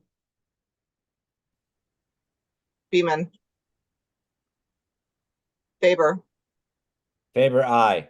yes. Fisher, Aye. yes. Green, No. Green, no. Hedstrom, yes. yes. Heinzman, No. no. Langseth, Yes. yes. Lilly, Yes. yes. McEwen, Yes. yes. Moore, Yes. yes. Putnam, Yes. yes. Reese, Yes. yes. Scraba, No. no. Westrom, Western, yes. yes. I'll go back to Beeman, Yes. yes. Currently, there are 14 yes, 3 no. The motion prevails. Next on our agenda is feedback for staff on the emerging issues proposal questions. So the process we just went through. Is there any feedback for staff? If it comes to you later, I am sure staff would welcome offline comment. Commissioner Reese. Chair? Thank you, Madam Chair. Just a quick question or quick comment. There was a sub award listed on the Niebuhr proposal, and it would just be nice to have the full sub award budget so that we know that it still conforms to LCCMR policy. Commissioner Nash, thumbs up. Senator Westrom. Madam Chair, just kind of some mundane comments relating to this, but I think important. In my review with Director Nash and Michael yesterday of the A motion and some other things, the calendar, we had talked about just a few questions. I would just like to raise the suggestion that we go to just one time a year receiving emerging issue proposals. Right now, the calendar potentially, we haven't got to this discussion, but so this is just some feedback that I think maybe we should consider or give guidance, but twice a year seems to me to be overkill on receiving emerging issue proposals. The current calendar, I think, is proposing April 1st and September, or some deadline in September. My thought is maybe July or August would be the better once a year time, because in the spring we receive all the RFPs for all the projects, and the reality is those proposers or applicants could all go into that process. The idea being emerging issues all of a sudden arises out of the blue suddenly, and so they weren't able to get into the process, and they need to get it more quickly. So I think it's kind of duplicative to have two deadlines throughout a 12-month period. So I would suggest maybe we consider just going to one, and staff would work with that direction. If we do two, and talking to Director Nash previously or this year, I think the two emerging issues and the RFP dates close together, and it seems to me to make sense that we do that at a minimum. But I think going to once a year would make more sense. Just to have that category be small but focused on that narrow timeline and why it needs to be an emerging issue consideration and not going through the RFP process. So once a year is what I think. All of that to say, one of the other issues that I think came up in our discussion yesterday was the idea of, if we're going to have emerging issues, if we take the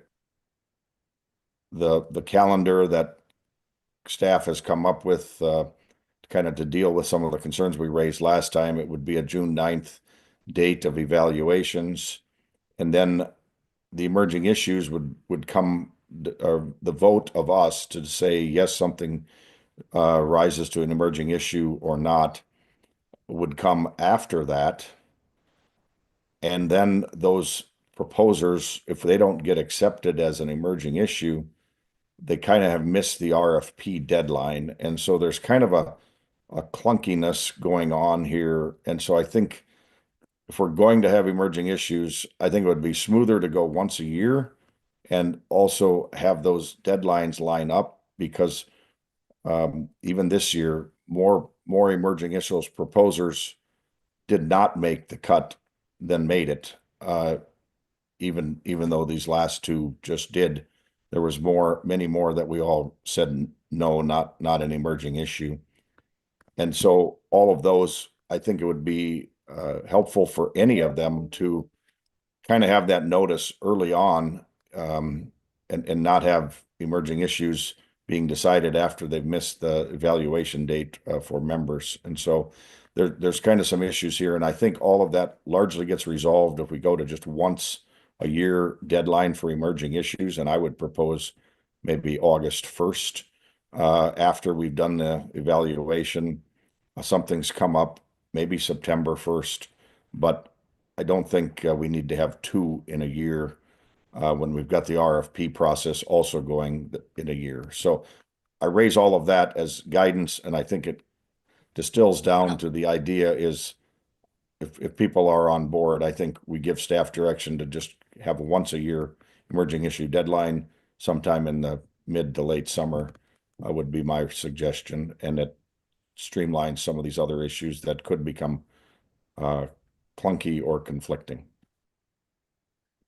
Thank you, Senator Westrom. Commissioner Albrecht, discussion to the emerging issues. Thank you, Madam Chair. Maybe staff can remind me, but as I recall, it used to be open season year-round on emerging issues. And we tended to have a huge backlog of emerging issues applications, and it was difficult for staff to manage that in the midst of doing the regular applications. And so as a way to resolve that, we went to the twice a year application process, which has seemed to make a lot of sense. It allows someone to have a 6-month window rather than an annual window in order to present an emergent issue, and it allows staff to manage that within the timeframes of the other workload that they have. But can I just ask Director Nash if I'm remembering that correctly? Thank you. Director Nash. Madam Chair and Member Albrecht is correct. When it was kind of like, as you said, open season, we would get emerging issues proposals at all times during the year. And then we potentially were sitting on them for a long time until the next meeting, or we would have to call an emergency meeting of the members in order to consider those proposals. So I think it was also in our strategic plan to examine that emerging issues account proposal process. And so we did last year for the first time put on set dates so that we knew that we could accommodate those requests within our current meeting schedule and in a somewhat timely fashion. I also just want to mention that the policy that we just finalized, as well as the policy version before this, does state that the commission will review requests at least semi-annually and posted in open meetings. So if members chose to veer from that, we would probably need to revote on that and strike that bullet. Madam Chair. Commissioner Albrecht. Thank you. So my sense is that if it truly is an emerging issue, a 6-month window makes a whole lot more sense to come before the commission and present that. So the twice yearly application process is what I would continue to support. Thank you.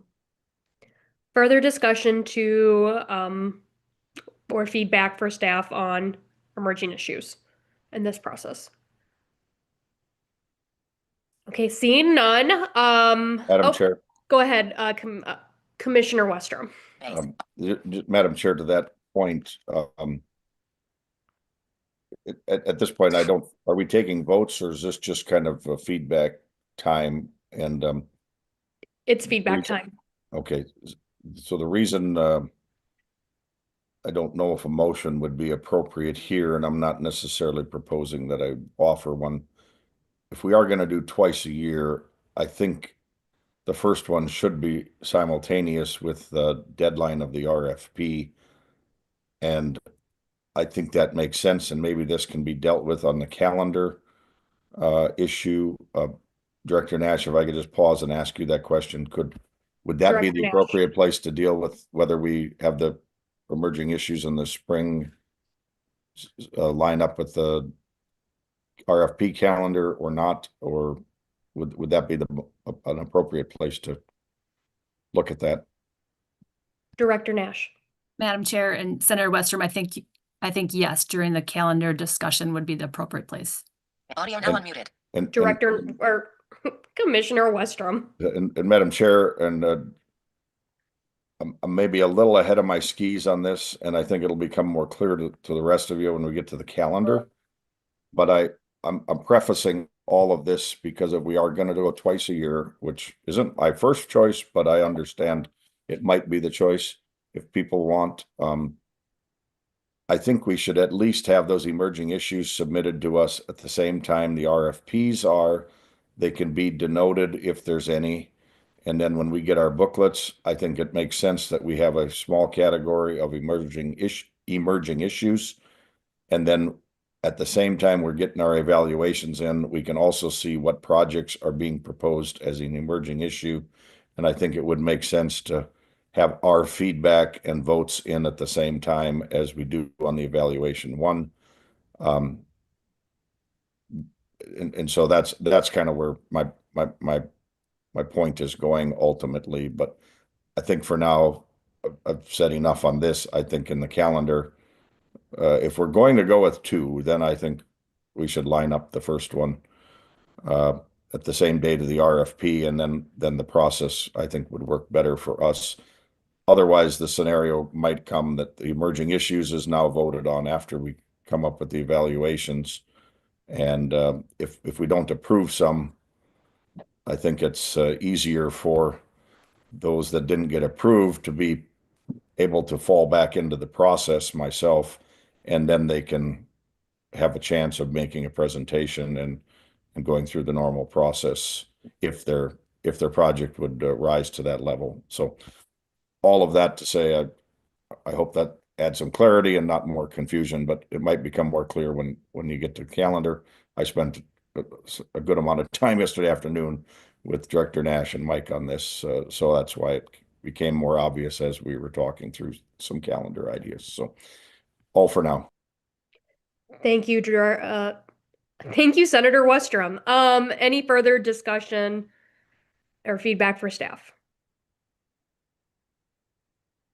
Okay, seeing none, this was the part that we agreed to. We were going to move to the DNR discussion first because we have Assistant Commissioner Meyer with us to discuss the DNR approval of non-state acquisition. And I'm going to turn it over to Director Nash to preface the conversation and introduce Assistant Commissioner Meyer. Director Nash.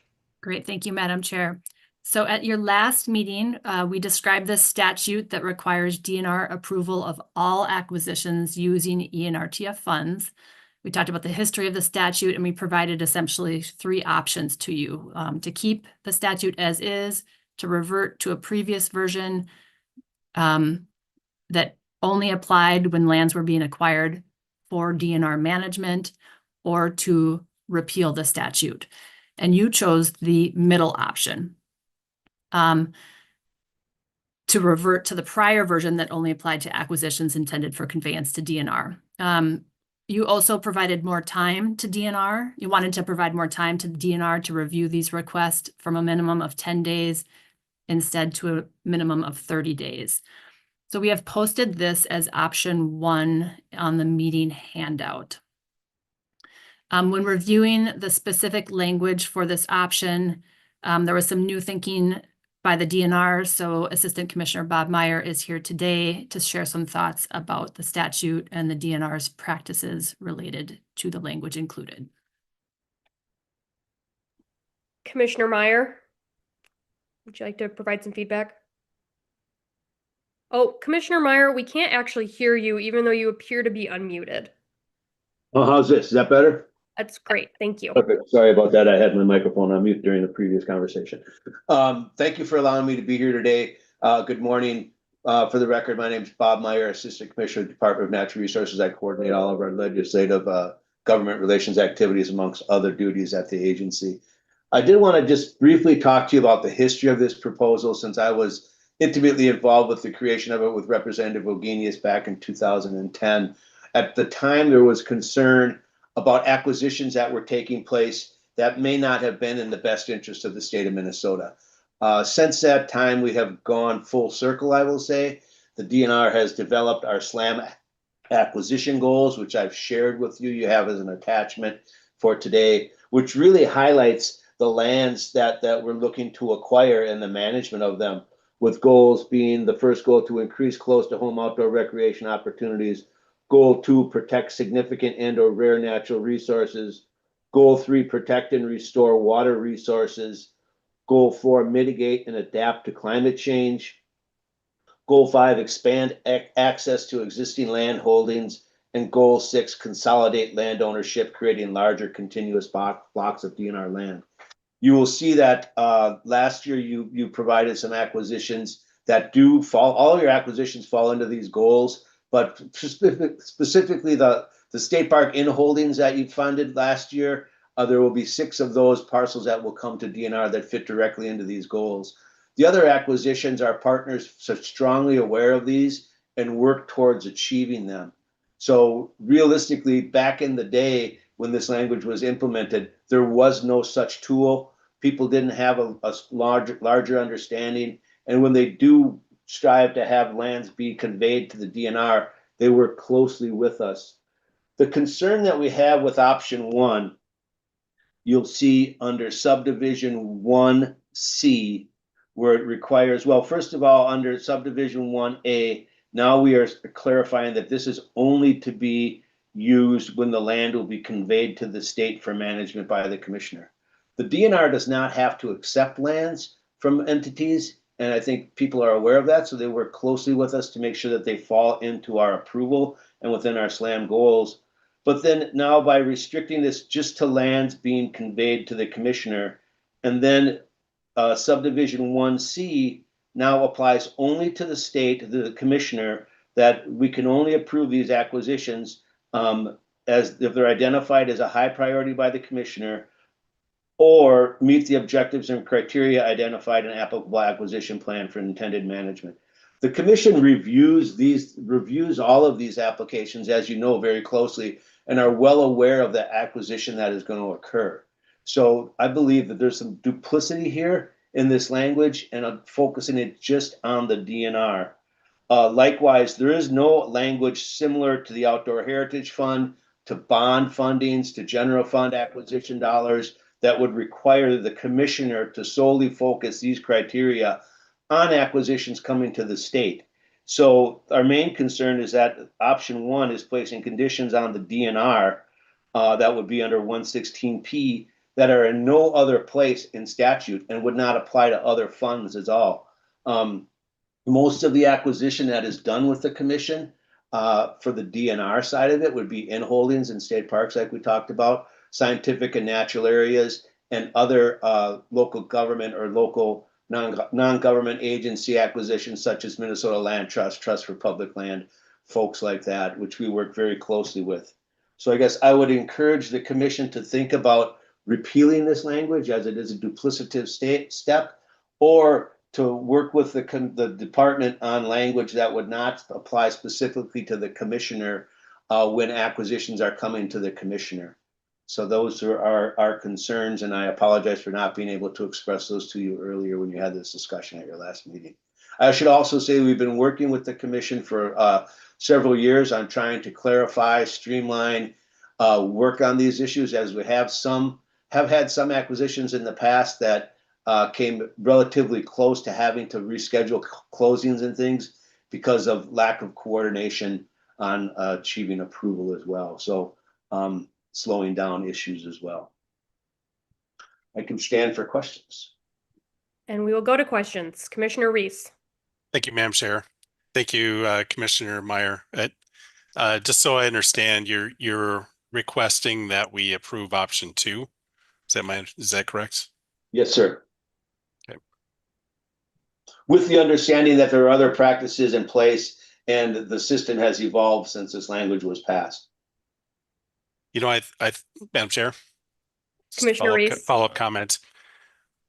If I recall the discussion at our last meeting, we were going with option 1 because we felt that the DNR would want that language. And so now we understand that they do not necessarily want or need that language. So just for the sake of discussion, I will move option 2. Move to repeal. Commissioner Reese moves option 2 in your packets to repeal this part of statute. Commissioner Green. Thank you, Madam Chair. I would not support that. I did speak to Deputy Commissioner. I appreciate his phone call on this, and I was looking into it even more. And I think that having these guidelines on there is a good thing. They were put in place for a reason. I don't think that what's going on right now really within the DNR really would eliminate the need for this. It doesn't seem like it's that big of a step, but it is another set of eyes. And I do have a question for the Deputy Commissioner. How many, you said you don't have to buy land. How many proposals have you turned down for people that said we'd like to give this land to the state just in the last year? Commissioner Meyer. Madam Chair, Member Green, I don't have those numbers in front of you, but I can tell you there are more than a handful of them that we have not acquired. There have been a number of folks who come to us to sell us their land for a wildlife management area, for example, that does not fit our strategic land asset management goals. Local units of government oftentimes try to give us their lands. So I will get that information and present it to Director Nash here as soon as I can. I will also say, Member Green, that the other set of eyes, this is the commissioner approving lands coming to the commissioner. So there is really no belt and suspenders or anybody else doing this. In the Outdoor Heritage Fund program, for example, people who are acquiring land are required to notify county boards. There is none of that in this at all either. So this is really the commissioner approving lands coming to the commissioner, or the DNR approving lands coming to the DNR, where we have other tools to deal with that issue should we not want to accept properties. And we also, as you know, work very closely with the commission in the selection or review of projects or programs as well. Commissioner Green, follow up. Yes, and I understand what you're saying, but on the ground and living this, there could be a time when we have a different commissioner, and they may not always agree with what comes out of the committees or whatever for valid reasons. And when in your testimony, I just have to get this in. When you talk about joining lands or expanding lands, it just seems like enough is never enough. And I've been trying to slow down the acquisition of lands in Minnesota for some time, and I know a lot of folks in the metro area don't get this, but when you look at between the counties, the federal, and the state, when nearly a third of Minnesota is no longer taxable or no longer accessible to private ownership, it affects us greatly, and our counties are struggling big time. And now we're looking at more property tax increases. This is a big part of it, and so I want to move with extreme caution when it comes to changing some of the stuff that may give us any kind of tools at all to say, let's look closer at these purchases. So right now, I would not support the motion. Thank you, Commissioner Green. Commissioner Beeman. Thank you, Madam Chair. And Assistant Commissioner Meyer, I just want to make sure that I understand that how the DNR, what is in place that ensures the DNR will not be surprised by an acquisition funded with some state funds? Are you always alerted, or is this just you have a good working relationship with the what I call usual suspects who are out there trying to acquire land? Can you point to something that shows a trail that alerts you to any and all potential acquisitions ahead of time so that there aren't surprises on either end? Commissioner Meyer.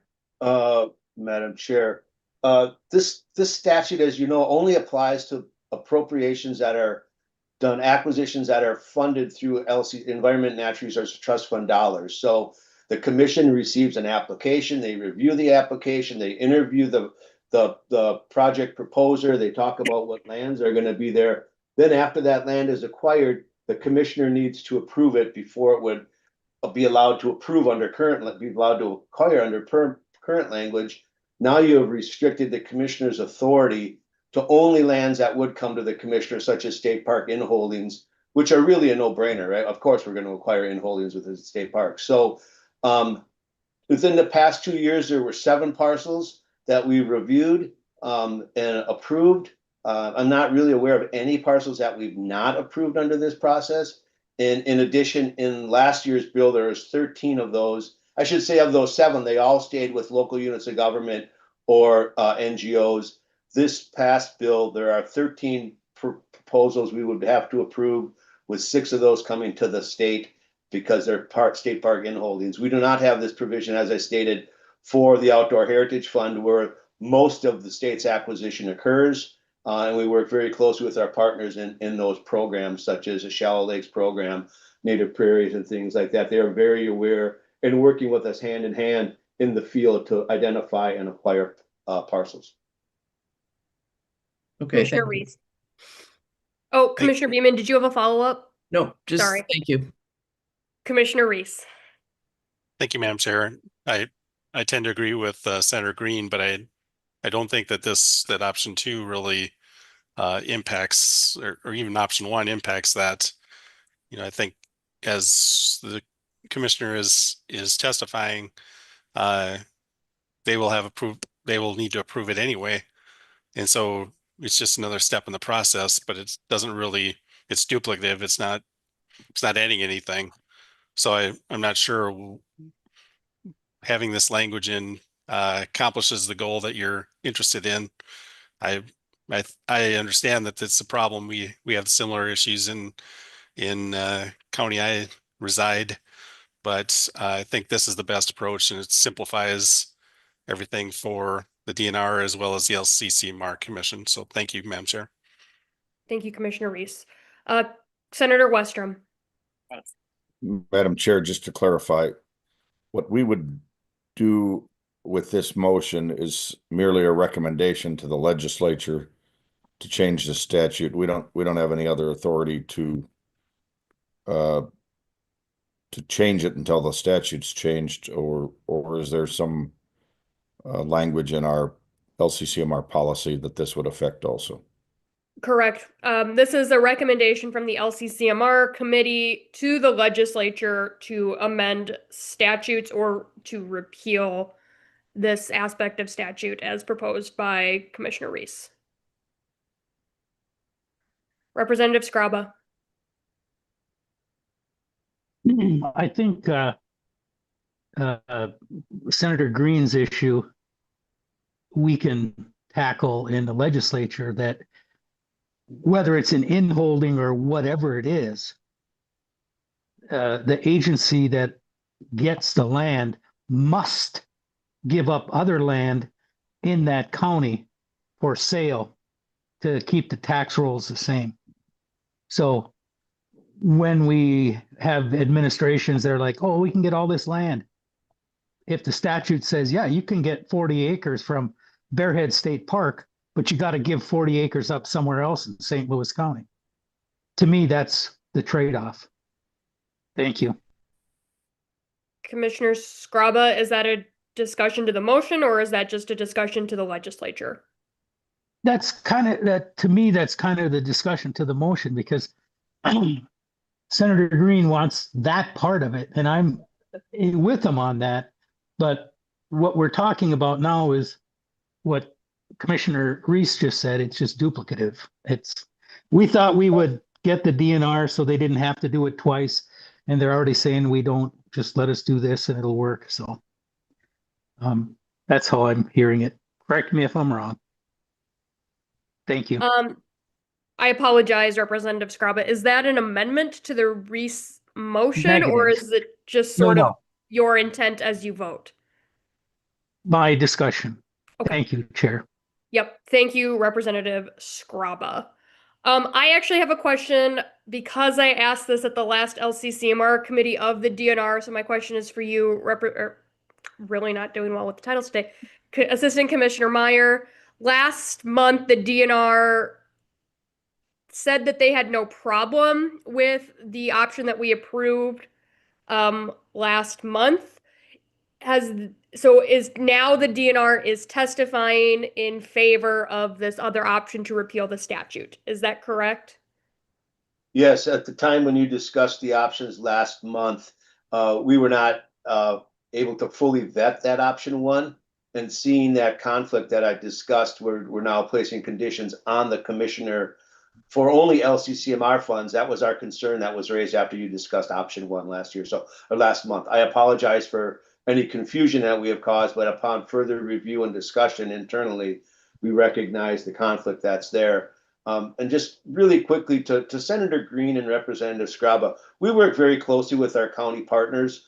They just had the Association of Minnesota Counties conference. The commissioner and I spent about an hour talking with the Northern Land Use Coordinating Board members about a ton of issues, including land acquisition, and also working and meeting and discussing with individual commissioners from counties that have no net gain resolutions. So the counties they can pass no net gain resolutions, and we work with them on a county by county basis to deal with our SLAM goals, the management of land, the acquisition and selling of land. So we are working closely and are very well aware of the concerns that counties have. And that's why we have our SLAM goals and are working closely with all people. Thank you, Commissioner. Senator Green. Thank you. And Deputy Commissioner, I'm still not hearing that from my counties. I'm still getting complaints from my counties on the amount of lands that they're losing, the lack of their input on these lands. So what you're saying is not what I'm hearing from my counties. In fact, I've been asked by several of them now to bring my bill back that would require county approval whenever land comes off the top property tax rolls. Some of the stuff that's been going on is when the DNR purchased some land and they would agree to sell some in different places because they wanted to acquire something that they considered to be important. They acquired the land, and if the land ever does get sold, it's sold off. And if the state ever does sell land back in the same county, it's sold off in small parcels, and it takes years. And so there's a disconnect there, and we have to start working on that because we're getting eaten up out here. Madam Chair, just quickly on that. Commissioner Meyer. Well, I recognize that some counties feel that way. You may have seen recently in the news that we acquired tens of thousands or 12,000 acres, I believe, maybe 16,000 acres of former potlatch land that the county supported. St. Louis County was very well supportive of that. They did receive some of those lands as well. So while some counties don't support land acquisitions, others do recognize protecting large blocks of land for outdoor recreation, carbon sequestration, climate change, and also economic work, sustainability, the timber forest management, and things like that. So I fully understand some counties feel that way, but there are a lot of other counties that value and recognize protection of land into the future. So Senator Green, to your point, we can continue talking about this as we move into the legislative session. In our opinion, there's not a lot of land acquisition that goes on out of the Environment and Natural Resources Trust Fund. And we feel that we're very well suited to make sure that those investments are the best investments for the state. Commissioner Green, I'll give you a response, I'll then we'll go on to the Reese motion. I'll make it quick and it won't be a question. Okay. And I know, Commissioner or Deputy Commissioner, we will have this conversation again and again. And so there's lots of things I could say on the potlatch. In one of those is that the potlatch was managing these forests. They were doing it quite well. and they were pretty much driven out of the state by regulations. And that doesn't necessarily mean those regulations came from you, but they certainly were a part of it. And so we lost that land as income for our counties. And yes, when their backs against the wall, they will take the PILT payments, even though they're not as good as the regular property owned by private people. And so in an attempt to probably try to backfill their budget, they'll agree to these things, but I have not seen anybody come forward and say, boy, this is great that we can sell this land to the state. Yeah. Commissioner Reese. Thank you, Madam Chair. I just, I think one of the issues in our area is that DNR lands are, overly protected to some extent. And I know it's hard to say that, but when you have power lines and infrastructure that's for the common good going through, they cannot go on DNR lands in our area, and that drives those types of infrastructure to private lands, prime farmland, for example. And so that's, to Senator Green's point, that's where a lot of the consternation comes from as well. So just for your consideration, Assistant Commissioner Meyer, that we all benefit from infrastructure, and I know we also benefit from protected lands, but there needs to be a little understanding there that when you're placing this land in and growing your land in rural areas, that for every action there's a reaction, and the reaction in this case is that it goes on prime farmland rather than on DNR lands. And prime farmland is also a limited resource as well. So just keep that in mind moving forward. And with that, I would encourage support of option 2. Thank you, Madam Chair. Commissioner Reese renews his motion to have the LCCMR adopt option 2 as a recommendation to the legislature, and the clerk will take the roll. Albrecht. Albright, yes. Albrecht, yes. Her, yes. Her, yes. Jordan. Yes. Jordan, yes. Beeman. Yes. Beeman, yes. Faber. Faber, yes. Faber, yes. Fisher. Here, yes. Fisher, yes. Green. No. Green, no. Hedstrom. Hedstrom, yes. Hedstrom, yes. Heinzman. Yes. Heinzman, yes. Langseth. Langseth, yes. Langseth, yes. Lilly. Lily, yes. Lilly, yes. McEwen. Yes. McEwen, yes. Moore. Moore, yes. Moore, yes. Reese. Yes. Reese, yes. Scraba. Scraba, yes. Scraba, yes. Putnam. Yes. Putnam, yes. Westrom. Yes. Westrom, yes. Currently, there are 16 yes, 1 no. The motion prevails. Next on our agenda is going to be part A of action item number 7, which is the conflict of interest policy motion that we discussed at the last meeting. Director Nash, I'm going to turn it over to you to explain what we are discussing and what the commission can or might be voting on.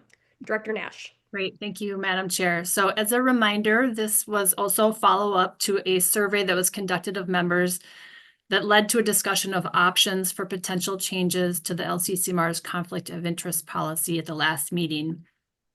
Posted to the meeting page is language for the revision option that members selected at that last meeting. The amendment would remove the policy that prohibited members from voting on a package if that package relates to an organization with which the member has a financial interest, even, for example, if the organization was not receiving financial benefit in the proposal. In its place would be a prohibition of a financial conflict of interest that hopefully is clear and easy to understand. It says that members cannot serve as a project manager or receive financial or other compensation from a proposal being reviewed or funded. So they cannot receive salary, benefits, stipends, or reimbursements of costs from any ENRTF proposal or project. The amendment does not change the prohibition of members from voting on or participating in an action of the commission specifically related to an organization with which the member has a financial or other conflict of interest. There would no longer be a reduction of the threshold needed to pass a recommendation based on the number of people with a conflict of interest. This section, subdivision 6B, was also referenced in a different part of our statute related to votes on lands in public domain. So that reference would also be stricken. So that is the language that we hope fulfills the commission's intent as voted upon at the last meeting. And again, this would be a recommendation to the legislature. Thank you, Director Nash.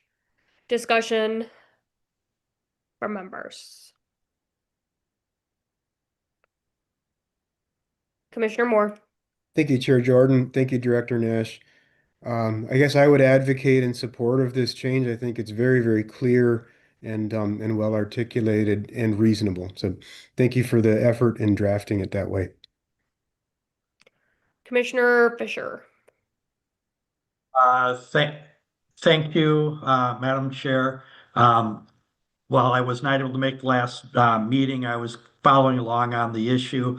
My concerns, I understand where the citizens are and some confusions that sometimes comes in this process. I'm just concerned that it feels like we're weakening things and weakening transparency out there in a way. And I would not be able to vote yes on this motion. Further discussion. I don't believe there is a motion as of yet, Commissioner Fisher. But is there any further discussion to this item or a motion, if that is something that the commission is interested in?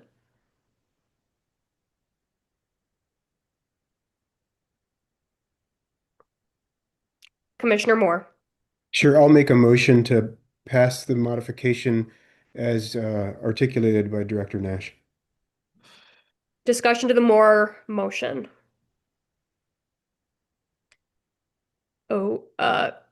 Senator Herr. Yes, can Director Nash repeat the motion? Director Nash.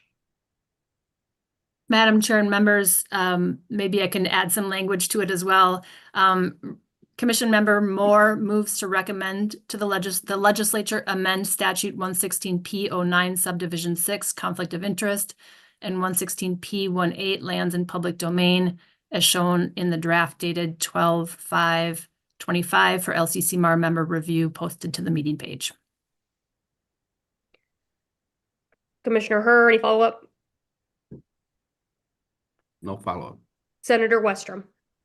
Thanks. Madam Chair, I would just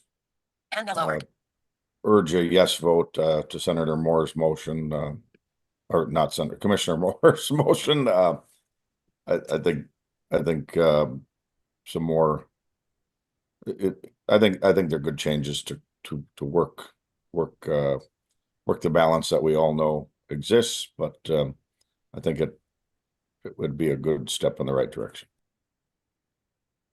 Thank you, Senator Westrom. Further discussion to the Moore motion.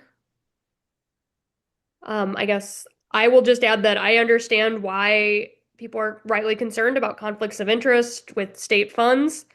But I think in hearing from nonpartisan staff of the legislature and LCCMR staff and from our citizen members, I think this strikes a good balance.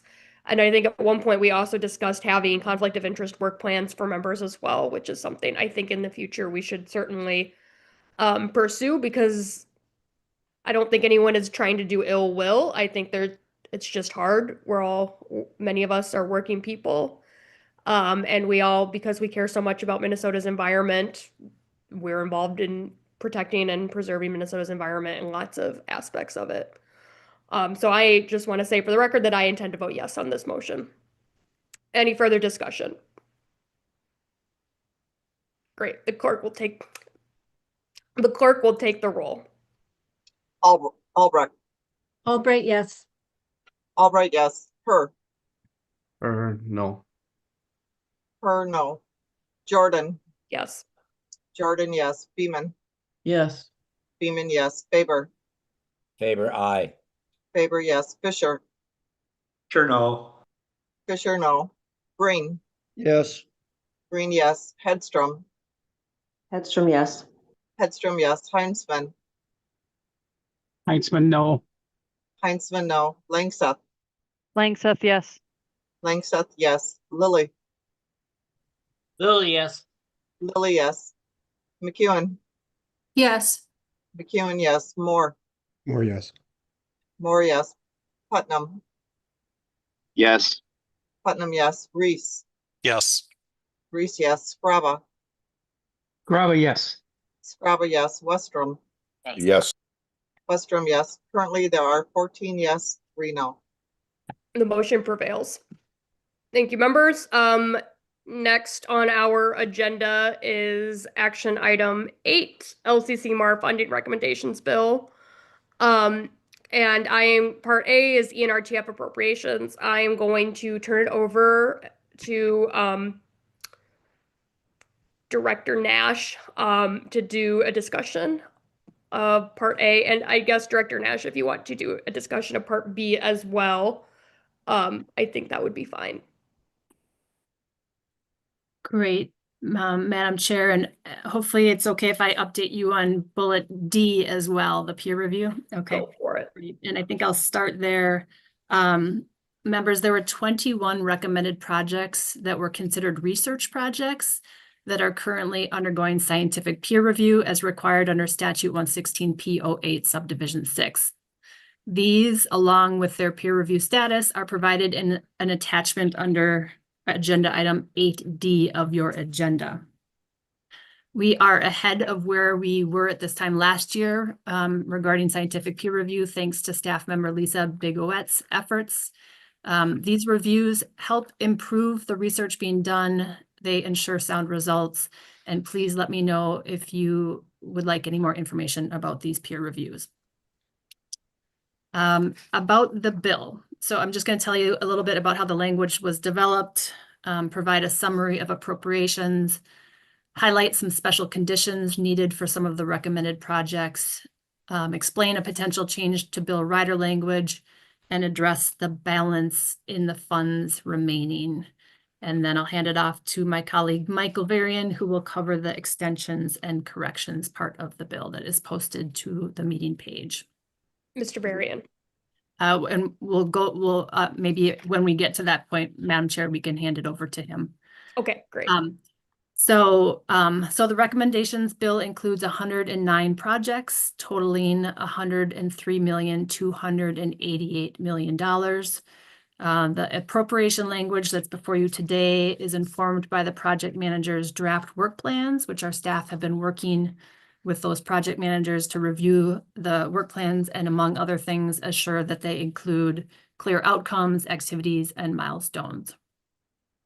The language is also informed by a preliminary financial capacity and risk assessment review conducted by the DNR Grants Unit for applicants that are new to the LCCMR or that have had previous issues identified. As a result of this review, 3 projects are being recommended to have fiscal agents and 11 are being recommended to have a fiscal management plan to assist the intended recipient with grant fund management. I call this out because this is a large number of grantees that are requiring special assistance in order to manage their grants. That might be because of the size of the grant, the nature that they are recommended for, the nature of the grant that they're recommended for, or other reasons. I'm not going to point those out in the appropriation language today, and just want to note this might be something that the commission may want to discuss further in the future, especially as the new ENRTF Community Grants Program gets launched. Because as I understand, they are being structured and staffed specifically to assist with these kind of smaller and smaller capacity organizations. The language has been reviewed by all but one project manager. We're still waiting to hear back from to confirm it is accurate and encapsulates their project and is acceptable to them. Any revisions they were requested were sent back for a second review, and we have heard back from all but 2 of those. But I'm not anticipating issues with those because we did accept their requested changes. The language has not been completely reviewed by House and Senate nonpartisan staff, and it has not yet been reviewed by the revisers. So we do ask that any motion to approve include allowance for staff to make technical corrections. Also, as a reminder, 3 members have conflict of interest that prevents them from being able to vote on the package. So usually the package requires 11 members to vote, but -3, that means that only 8 members are needed to pass the bill today.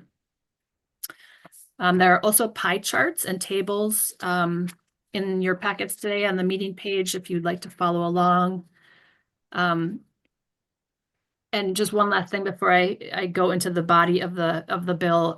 The total amount available this year was $103,326,000, and the amount being recommended is $103,288,000. There was a $38,000 balance following the members' allocations meeting back in July.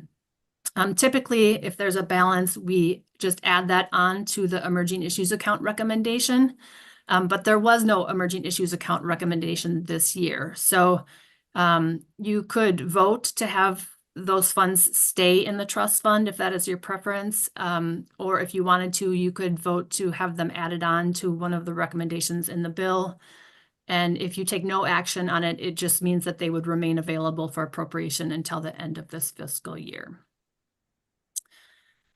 So with that, I will move to the bill itself, and I'll just go at a very, very high level, subdivision by subdivision, and I will note any special conditions that were added on to the appropriations that may be different from where we were at proposal stage.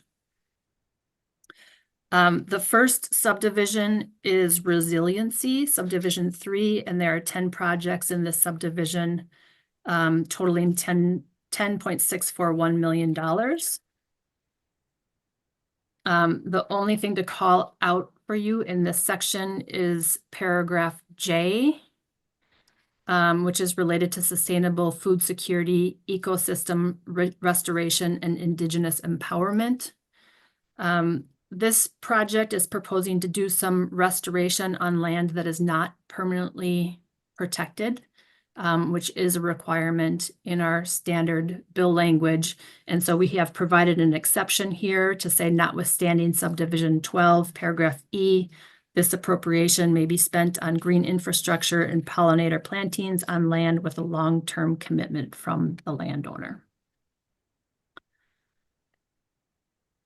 Subdivision 4 is water, and there are 20 projects in this subdivision, totaling $17.014 million. And I don't believe there are any special conditions in this subdivision to call to your attention. Subdivision 5 is education and outdoor recreation. There are 40 projects contained in this subdivision, totaling $37.806 million. And I think we know at least one technical change that needs to happen in this section to paragraph D. And I think that's the only special condition that we need to draw to your attention in that section. Oh, I'm sorry. No, paragraph HH.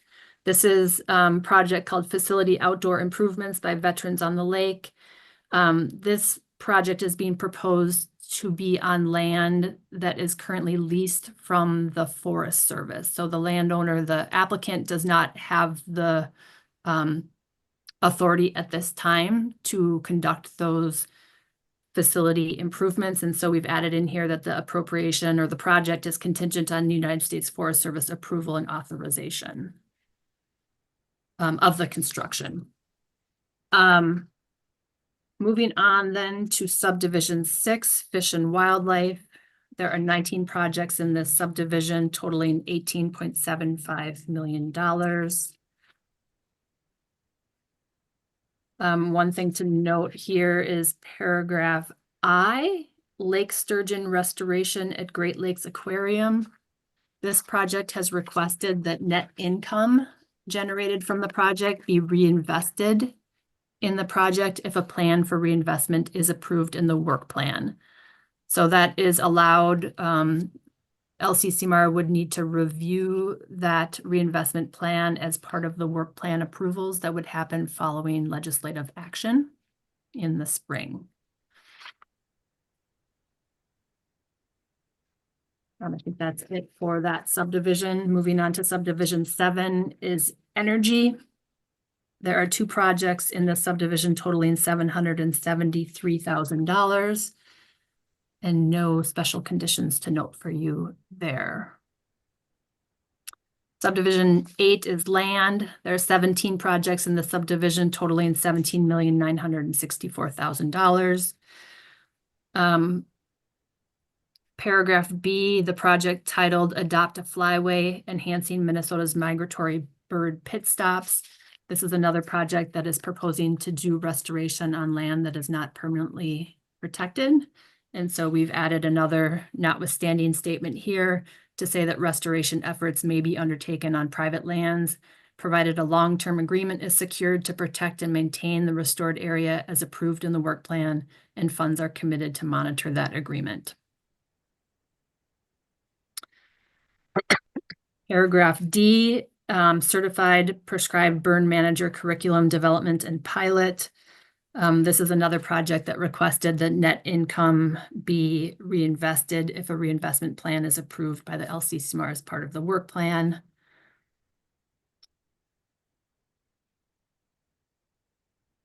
And that is the rest of the subdivisions related to funding projects. Subdivision 9 is administration, and there's 1 project in that subdivision for $340,000. Subdivisions 10 through 15 are standard rider language that we include in every bill every year. I can go into those in more detail if members would like. Otherwise, I'll just kind of skip to paragraph I on the bottom of page 21. We are proposing a change to this, and that is to make it consistent with the new strategic plan. So previously this said that for any acquisition of land, a recipient of money appropriated under this section must give priority to high quality natural resources or conservation lands that provide, excuse me, natural buffers to water resources. We are proposing changing that with language specifically from the strategic plan, which states that priority must be given to minimally disturbed lands that provide the greatest capacity for multiple conservation benefits to humans, fish, wildlife, and water resources. And we also thought it would be helpful to specify that that is for environmental and natural resources conservation purposes, lands that are being acquired for environmental and natural resources conservation purposes, to contrast it against lands that might be acquired for development of such things as visitor centers. And that is the rest of the bill, Madam Chair, until we get to subdivision 16, which is that section that I'm hoping Michael Varian can explain related to extensions. Great. Mr. Varian, can you walk us through the extensions? Chair Jordan, Commission members. So every year there are a handful of projects that for one reason or another need the availability of funding extended to successfully complete their projects. This year, there are 11 projects requesting a 1-year extension and 1 project requesting 2 years. This is consistent with requests in previous years. The projects requesting extensions need more time to complete final outcomes and deliverables critical to the project's success. These projects have a high likelihood of success, and they have experienced delays that were unexpected or outside their control, or both. Chair Jordan and Commission members, for the sake of time, I would turn this back to members for questions or discussion. Great. Discussion from members.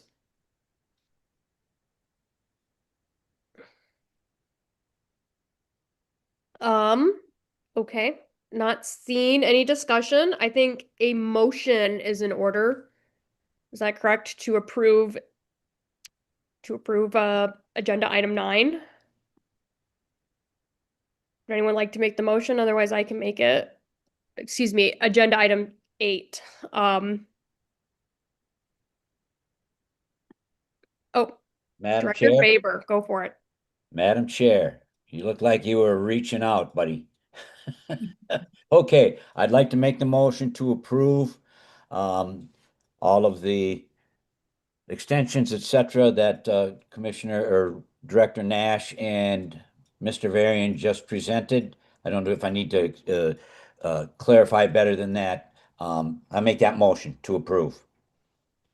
Director Faber makes a motion to make moves that we adopt and recommend agenda item 8 to the legislature. Discussion to the Faber motion, Representative Scraba.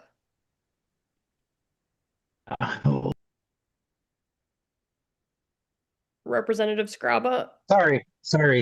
go for it. When I slid it over to open it up, it was different. Where are we in this motion? Does it include what Director Nash was talking about for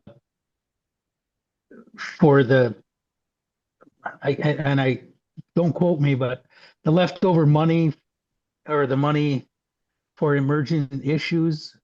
I missed, I was half listening and trying to follow along. What was that? Is that part of this motion or is that something different? Director Nash. Madam Chair, this motion would just be to approve the language as presented to you before, which would total $38,000 less than what is available. Representative Scraba, Okay. follow up. No, that's good. Thank you. Okay. Thank you. Director Reese, or Commissioner Yes. Reese. Yep. Thank you. Thank you, Madam Chair. Director Nash, could you name the people that have conflicts? Since I don't believe I do, since they're the two projects that I had the conflict on are not within this bill. Director Nash. Correct, Madam Chair. We have Commissioner Hedstrom for proposal 2026-318, United in Responding to CWD in Minnesota. We have Commissioner Moore for proposal 2026-318, United in Responding to CWD in Minnesota. We have Commission Member Langseth for proposal 2026-396, Southeast Minnesota Groundwater Protection and Soil Health Initiative. Commissioner Reese, sounds like you're in the clear. Yep. Thank you. Further discussion to the Faber motion. Director Nash. Madam Chair, could we include in that motion the caveat to allow staff to make technical corrections, please? Director Faber, is that okay with you?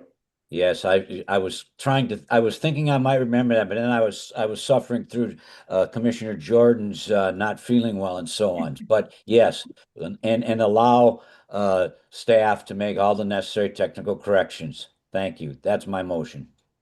Thank you, Director Faber.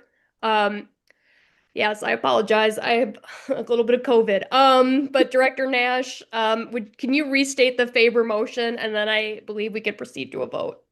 Great, Madam Chair. I think Commissioner Faber moves to approve the LCCMR ENRTF funding recommendations bill for ML 2026 fiscal year 27 with the caveat to allow staff to make technical corrections. The clerk will take the roll. Albright. Albright, yes. Albright, yes. Her.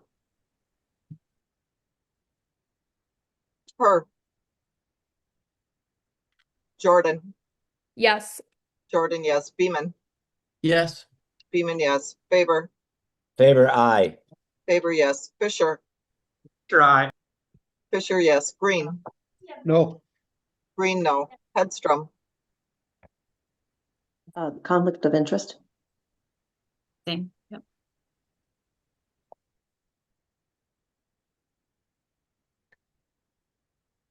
Heinzman, Heitzman, no. Heinzman, no. Langseth, Abstain.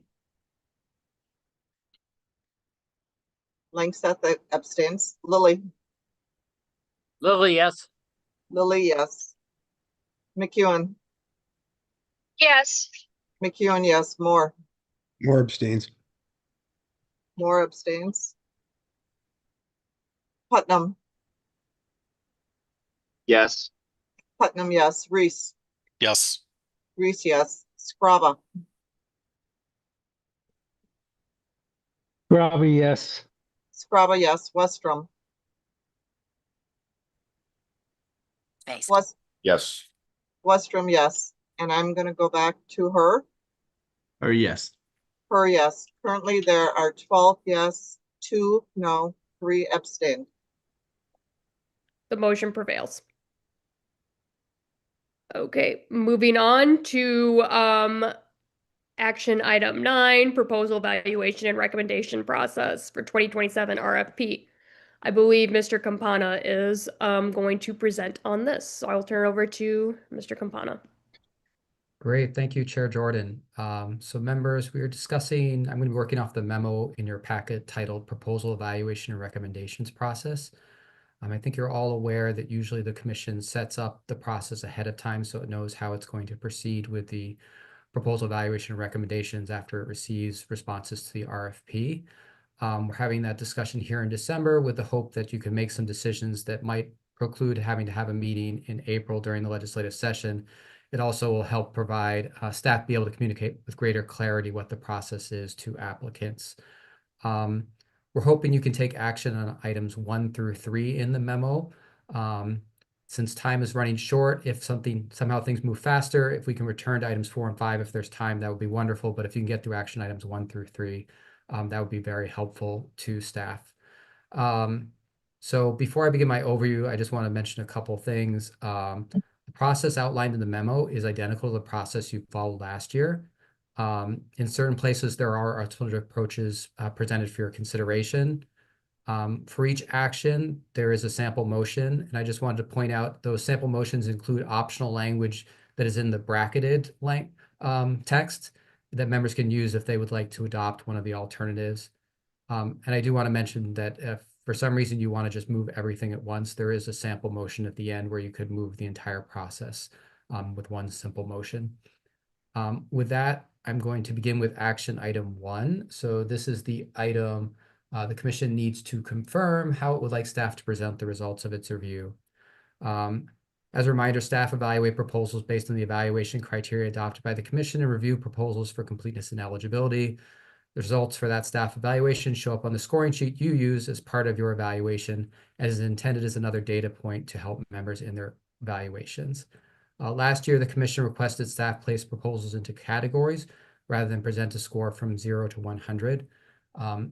There were 4 categories. One was strongly meets criteria, one was consistently meets criteria, one was adequately meets criteria, and one was insufficiently meets criteria. At this time, we wanted the commission to discuss and confirm with us if you would like us to follow that same process this year. And at this point, I will stop. Discussion.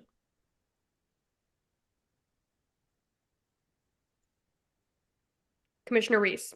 Thank you, Madam Chair. I think it worked fairly well last year. So I'll move that motion. Discussion to the Reese motion. Seeing none, the clerk will take the roll. Albrecht, Yes. Albrecht, yes. Her, Or yes. Her, yes. Jordan, Yes. Jordan, yes. Beeman, Yes. Beeman, yes. Faber, Faber, aye. Faber, yes. Fisher, Sure, aye. Fisher, yes. Green, No. Green, no. Hedstrom, Hedstrom, yes. Hedstrom, yes. Heinzman, Heitzman, no. Heinzman, no. Langseth, Langseth, yes. Langseth, yes. Lily, Lily, yes. Lily, yes. McEwen, Yes. McEwen, yes. Moore, More yes. Moore, yes. Putnam, Yes. Putnam, yes. Reese, Yes. Reese, yes. Sprava. Yes. Sprava, yes. Westrom. Yes. Westrom, yes. Currently, there are 15 yes, 2 no. The motion prevails. Commissioner Reese, do you have your hand up or is that left over? Left over. Mr. Campana, to part 2 or part B. All right, thank you, Chair Jordan. So moving on to the second action item, it is related to how members will determine which proposals move forward for presentation. I'm going to walk through this quickly. This is the process you followed last year, and then at the end I will talk about 2 alternative approaches that are presented in the memo for your consideration. So first, the proposal process would be members would receive proposals along with staff scores and comments. Members would individually evaluate proposals and select the top 40% of proposals to move forward to presentation. Staff would then compile those results and sort them from high to low in order by number of members selecting. So all the proposals selected by 17 members would be grouped at the top, then selected by 16 members, etc. Going down that list, staff would insert a cutoff by going down until it gets to the 91st proposal. If the cutoff falls in the middle of a group selected by the same number of members, the cutoff would be moved to either up or down to fully include or exclude the group, that depending on what leads to the number closer to 91. All proposals above the cutoff will be invited for presentation. That would be the default. And then finally, at the next meeting, when the discussion on selecting for presentation would happen, each group within the commission, the Senate, House, and citizens would agree on 3 additional proposals that would like to move forward to presentation, resulting in up to 9 additional proposals moving forward. So this would allow for at least 100 proposals to move forward to the presentation stage, and this is the process you followed last year. Staff have presented 2 alternatives in the memo.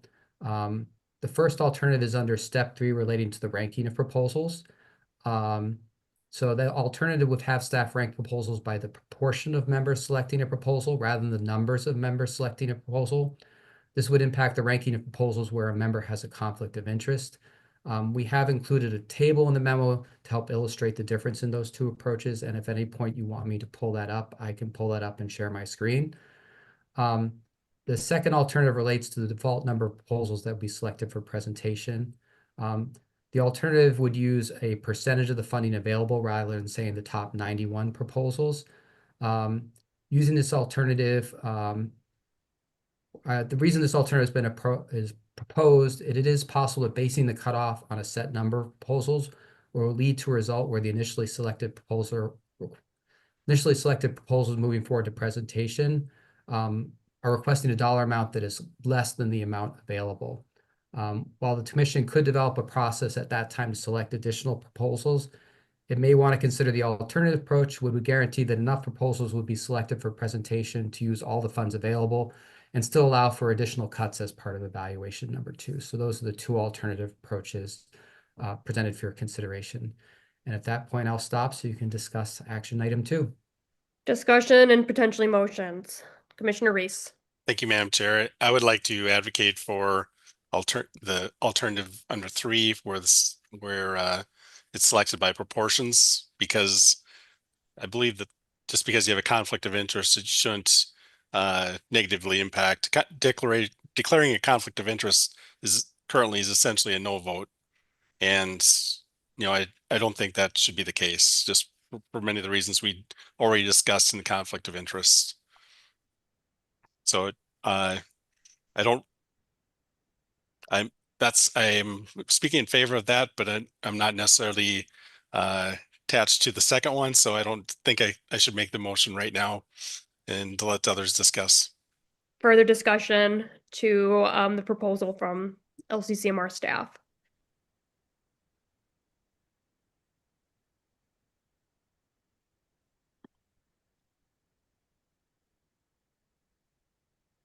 Commissioner Beaman? Yes, I guess I'm a little confused. I do agree with Commissioner Reese in that the proportionality seems a little fair so that someone with a conflict of interest in essence doesn't have a no vote. But I'm the next step down of how many then in total are presented. Can you go over that? Can somebody go over that again? The 125% of funds available versus some other method? for cutting it off? Mr. Campana. Yes, Chair Jordan, Commissioner Beaman, I'll try to make that a little more clear. So the default proposal and what you used last year is basically once the proposals were ranked, we went down to the 91st proposal, and that's where the cutoff point was. And if that fell in the middle of a group, we either included that entire group or excluded that entire group, depending which got us closer to 91. The alternative approach would, rather than going down to the 91st proposal, it would go down until about 125% of the money, the amount requested equals 125% of the money available. And then if that falls in the middle group, it would be either exclude or include that entire group, whichever was closer to that 125% funding total. The idea being that the funding amount is projected, right, at least at this time, to increase quite a bit next year that will be available. And there is a risk that if you just go down the top 91, if there's $120 million available, that might only be requesting $105 million, which means there's $15 million that you would need to either add new proposals to get that 50 million, or if you wanted to still have choices to make after evaluation number 1 during evaluation 2, you'd actually want to go beyond that that amount. So that 125% we thought might just make it easier for the commission rather than making a decision at that meeting how it wants to deal with that shortfall if the 91 does not, it comes in at less than the amount requested. I hope that helps clarify. Commissioner Beaman. Thank you, Madam Chair. Mr. Campani, yeah, it does help. Thank you. And I guess I generally agree that having about 25% more of choice to look at when comparing this who goes into round 2 makes sense to me, because I think cutting it so close that you're just passing on everything that you've just voted on without a lot of weighing there isn't the best use of time. So I guess I'd agree. Thank you. Further discussion. Commissioner Albrecht. Thank you, Madam Chair. I support Commissioner Reese's motion. I also support. There isn't an emotion on the table yet. Oh. It's a hypothetical Reese motion. Okay. So I support both alternatives, A and B, or is that what we're calling them, 1 and 2? And because I recognize that there have been there was a time, was it the first year we had such a large pot of money, that it felt as though we didn't have enough presentations to really evaluate well, and some that didn't meet the cutoff maybe should have. So I support going to the, instead of 91 proposals, doing 125%. So I will move to adopt the evaluation 1 and presentation selection process using the alternative approach for step 3 and step 4 as described in the staff memo. Discussion to the Albrecht motion. Commissioner Faber. I was just saying, you don't have to you couldn't write it better yourself. I mean, it isn't fair. She's done this before. That's my only comment. Thank you. I think it's good to have Commissioner Albrecht's great expertise at framing motions, because I don't necessarily share that. Commissioner Reese. Thank you, Madam Chair. Just to clarify, perhaps Mike Cabana can answer this. I'm still not clear on the alternative. Was it number 4, step 4? So we still go to 91, correct? It's just if there's a group that is voted on equally, maybe they're all 8s. We go till that group's hits its 125. Is that 125%? Is that right? And then once that's done, does this still allow the citizens, representatives, and senators to pick their 3 as well? Mr. Campana. Yes, Chair Jordan and Commissioner Reese. So the way it would work if you adopted the alternative as proposed in the motion is that we'd rank everything, and then there'd be the running total of the requested amount, and the cutoff would actually be when that running total got to 125% of the funding available, rather than counting down to the 91st proposal. So that's how it would be different in terms of the initial cutoff. But no, but this, if you did follow the alternative approach as proposed in the motion, there would still be the additional 9 opportunity for the additional 9 to be selected by the citizen House and Senate members. Okay, thank you for the clarification. Further discussion to the Albrecht motion? Seeing none, I will ask, oh, Senator Westrom. Madam Chair, Video now start. I'm just wanting to clarify that. I mean, part of the reason I think 91 is this strategic number is it's kind of manageable as far as presentations and hits that reasonableness. And so if I understood what Mike just said, if we didn't reach the 125% with 91, we could be up to, let's say, 110 or 120 proposals before we would hit that. So is that theoretically possible? Although I think there's a lot of big ones that would probably get us there anyways. But Mike, am I understanding that right? Mr. Campana. Yes, Chair Jordan and Senator Westrom. Yes, it's hard to tell how many proposals it would be. In fact, last year when you did the top 91, that actually did correspond with 125% of requested funds, but that was kind of serendipitous. As Commissioner Albrecht mentioned in previous years, when you'd used sort of a set total, we actually ended up sometimes being far below the amount requested, sometimes right at it. The 125% just guarantees that you will hit a number that's above that. But yes, it could amount to 120 presentations, 130 presentations. It just depends on the size of the projects that are in that members really support for presentation. Thanks. So Commissioner Westrom. what I might suggest, and maybe Commissioner Reese on his last meeting would want to consider offering this, but I think the proportionality that he talked about, and I think Commissioner Langseth or somebody mentioned supporting also would be okay, would be good, but I think we should stick with the 91.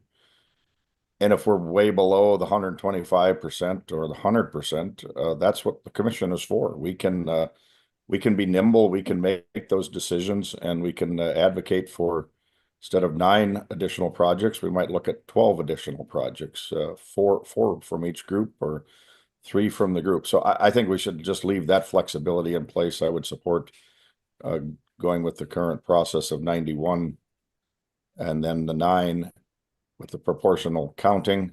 And then if we're short, we can decide that in June. And I think that that's a meaningful thing for us as a commission to discuss, not put it all into formulas and robotics that would basically eliminate the need for us to do some of our job.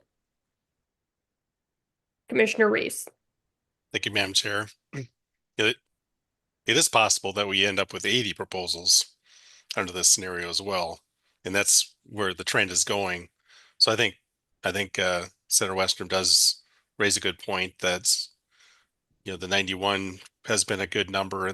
And if we notice, if you as members notice that more projects are needed, you can select more and decide to select more from the standpoint of the House, the Senate, and the citizens selecting more. So I'll offer an amendment to the motion that we go with go with 90, continue with 91 proposals. So we essentially just do approve step 3 or adopt step 3. Commissioner Beaman. Thank you. Just a question, maybe to staff. If we went with the proposal as we did before, like 91 projects, and it turns out that's well below the amount to be potentially awarded, could we quickly, I'm trying to think logistically how to move the decision making along at that point then. Could you quickly go, well, the next 20 down the list on the vote would get us to the 103 million or whatever the equivalent is, so that we wouldn't be faced with the situation of having to one by one debate, adding in proposals, we could continue to use the ranking that we had just gone through to get us to the amount, if you understand my point. Mr. Campana? Yes, Chair Jordan, Commissioner Beaman. Yes, that certainly would be an option and a decision the commission could make at that meeting at that time. 2 years ago, that was sort of the situation, and the discussions were around bringing in groups that were below the cutoff as groups, and also potentially having House Senate and citizen members select more than 3 to get to a point. So, but that decision in the past when it's happened, that decision has been made at that meeting. But that is one of the options available. Okay. Commissioner Albrecht? Thank you, Madam Chair. Thanks for that question, because as Mr. Campana has mentioned, that's exactly what happened. So we can be light on our feet even if we adopt the alternative 4, because we have done it in the past. Even this last time, as I recall, we added the 9 in, 3 from each caucus, and we had additional funding, and so we added more than 9 in. So I don't think it would preclude by adopting both 3 and 4 alternatives. It won't preclude the commission from being light on our feet and adapting to the circumstances at hand. And so I will continue to re-up my motion to adopt the recommendation of both adopting numbers 3 and 4. Final discussion to the Albrecht motion. Commissioner Reese. Oh, Commissioner Reese, you're muted. Oh, we have a motion on the floor too with Commissioner Reese, I bet. Yeah. Was that, sorry, I couldn't yes. remember who made the Thank you. motion. Sorry, Thank you. Commissioner Reese. Please Yep. restate your. Thank you, Madam Go Chair. ahead. I'll renew my amendment also to strike adoption of number 4, step 4. And just, I think the reasons articulated by Commissioner Albrecht also support my amendments that can still be flexible. 91 proposals have worked well in the past, and you can be flexible to move up and down as needed. I think the 125% is pretty arbitrary in terms of you could actually end up with 80 proposals, and so you'd have less proposals to review or to consider. And so at that point, why not just stick at what's been working for us and seemingly working well. So with that, I would encourage a yes vote on the amendment to strike step 4.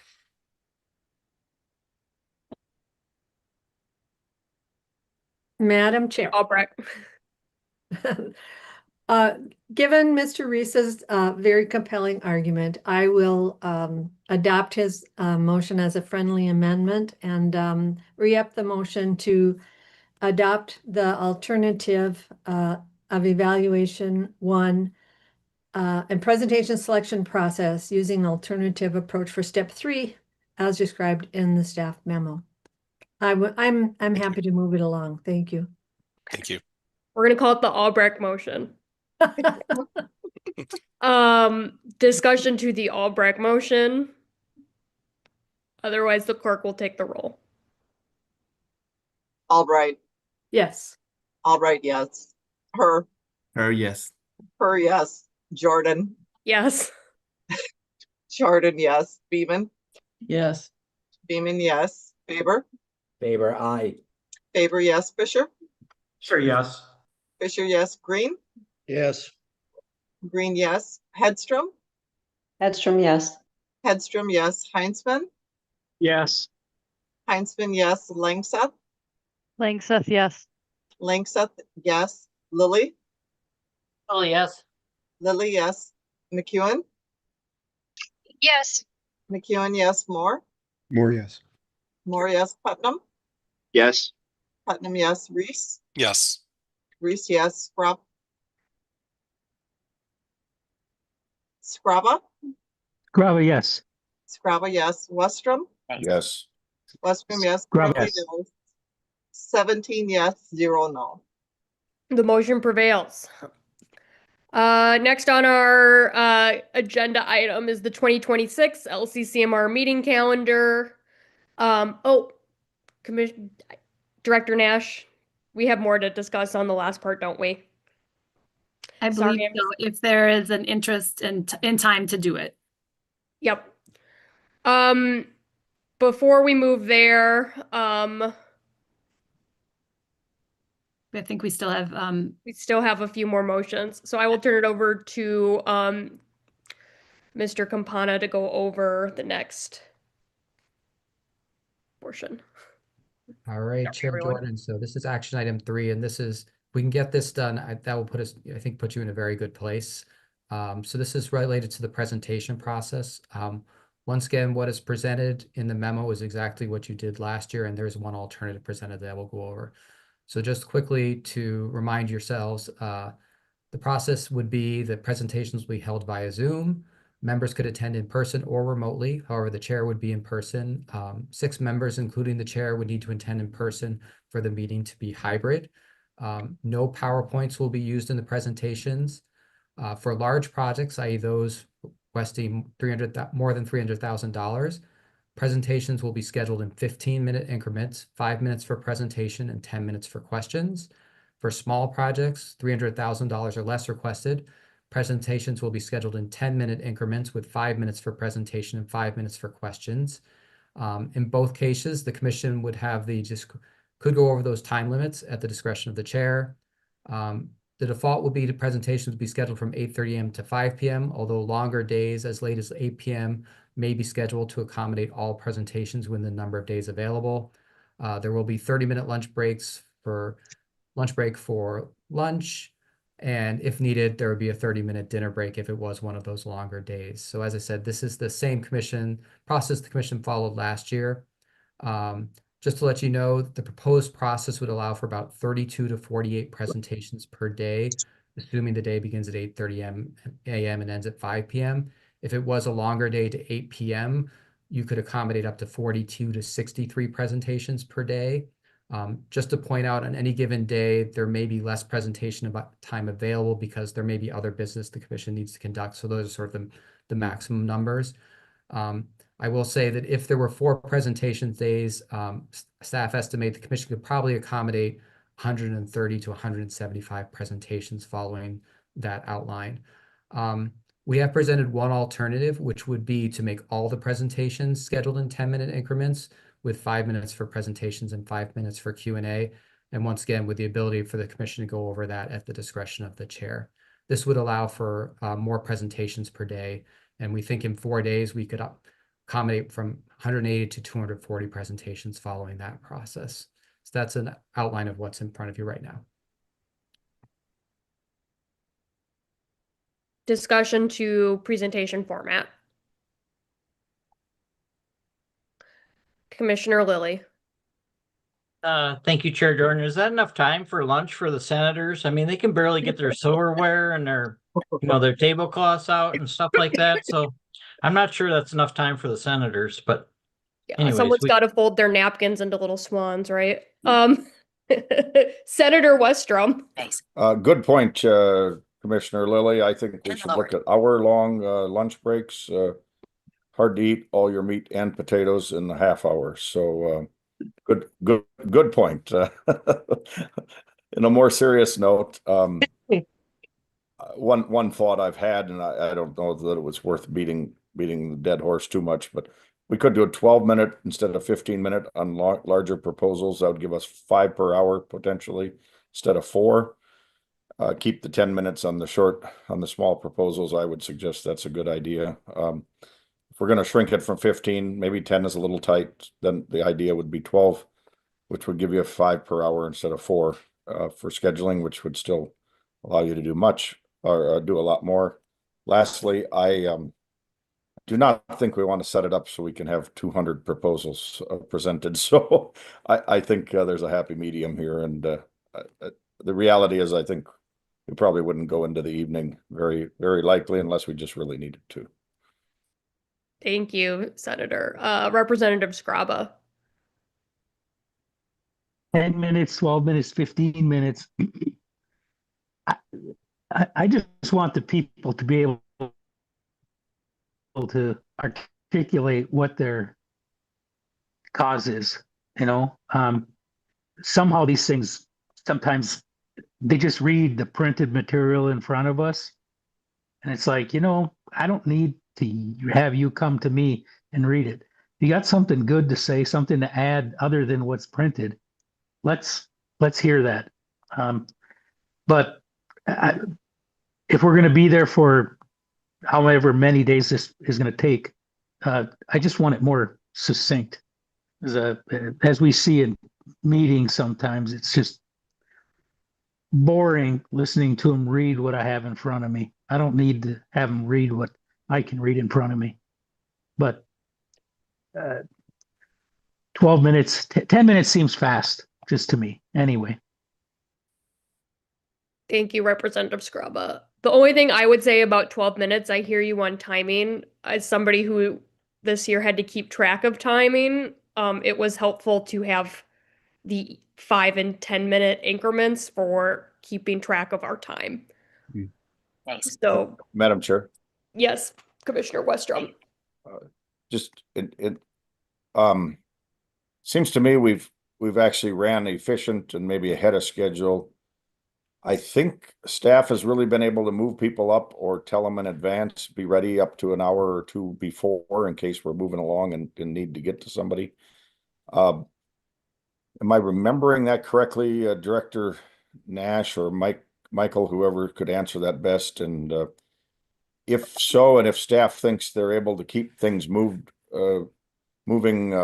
people up, if we move through our 15-minute increment fast enough, which I think has kind of worked out well, but if they concur, then I'd say let's go with the 15-minute, 10-minute proposals with the caveat that staff gives advance warning to presenters to be prepared early to go if we're moving through the agenda quicker than normal. But Mike or Becca? Whoever from LCCMR staff wants to answer that, go for it. Chair Jordan, Senator Westrom, I'll try and answer that. Yes, while it is challenging at times, we have been able to, when the commission is moving faster, be able to move people up. In fact, last year we did a lot of rescheduling because of unusual and unfortunate circumstances that happened during the presentation schedule. So we have been able to do that. I will just point out that the 12 minutes is very, very difficult for staff in terms of scheduling. So we do encourage you, if you're going to stick to either 15 or 10-minute increments, it just is far, far easier for staff scheduling. And it becomes very challenging when you start talking about 12 minutes. Thanks. Madam Chair, Commissioner Westrom. I'd make the motion to move things along here, that we stick with 15 minutes for the larger proposals and 10 minutes for the smaller. But I would certainly be welcome to a 10 minutes for everything if enough members feel compelled that that's a more efficient way to go. So I'd move it just for discussion and to move things along. Discussion to the Westrom motion. Commissioner Moore? Oh, no, I don't have any Oh, discussion. okay, sorry. I saw you come off mute. Well, I would support the Westrom motion, but does anyone else have thoughts? Otherwise, I will ask the clerk to take the roll. Albright. Yes. Albright, yes. Yes. Her, yes. Jordan. Yes. Jordan, yes. Beeman. Yes. Beeman, yes. Faber. Faber. Fisher. Sure, yes. Fisher, yes. Green. Yes. Green, yes. Hedstrom. Hedstrom, yes. Hedstrom, yes. Heinzman. Heinzman, yes. Heinzman, yes. Langseth. Langseth, yes. Langseth, yes. Lilly. Yes. Lilly, yes. McEwen. Yes. McEwen, yes. Moore. More yes. Moore, yes. Putnam. Yes. Putnam, yes. Reese. Yes. Reese, yes. Scraba. Probably yes. Scraba, yes. Westrom. Thanks. Yes. Westrom, yes. Currently, there are 16 yes, 0 no. The motion prevails. Okay, on to the calendar discussion. Is that correct? Finally? Okay, good. I'm was really excited about that. So I am going to turn it over to who from LCCMR staff should I turn it over to? Is that you, Director Nash? That would be Michael Varian, please. Oh, hi, Michael. Go ahead, Mr. Varian. Hello, Chair Jordan and members of the commission. At the previous meeting, members asked staff to provide an alternate calendar recommendation. Staff have attempted to provide an option that reflects the spirit of the discussion from that meeting. This includes more time for member evaluation and avoiding conflicts with other commitments, such as elections in summertime, which is no simple task. In addition to this, based on the lessons learned implementing the newly adopted emerging issues procedures this year, staff did provide a couple of adjustments to the emerging issues dates to allow time needed to review and prepare emerging issues proposals for member evaluation and decision making. Chair Jordan and members, if you'd like me to go over the alternate option, I certainly can, or if members have reviewed it and would like to discuss, you are welcome to do that as well. Let's go to discussion, and if we find we need more discussion of the alternate ones, we will move to that. So calendar discussion for members.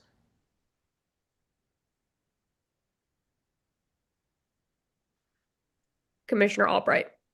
Thank you, Madam Chair. I think the staff, if we look at the link to the alternative calendar, you will see that staff took to heart the suggestions that in particular legislators made about bumping up against the end of the session and trying to consolidate a bit later the review requirement and then also the presentation schedule and keeping it north of the July 4th time. And so I appreciate the work that they've done on it. I would move the passage of the additional calendar option that is in our packet. Thank you, Commissioner Albright. Discussion to the Albright motion. Are we ready to vote? Oh, Commissioner Beeman. Thank you. No, I agree. I would support the adjusted one as well. I just want to make sure it's the one that says it was submitted on December 3rd at the very top. Is that the right one we're talking about? Mr. Varian. Chair Jordan and members, yes, it is the one that was updated on 12/3/2025. Commissioner Beeman. Thank you. That I would support that as well, but thank you. Any further discussion to the Albright motion? Commissioner Westrom.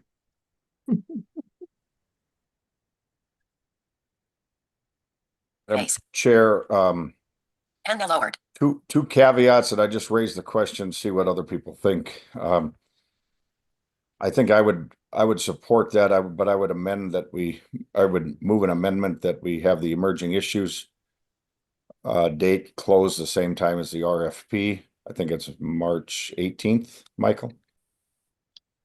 Mr. Varian.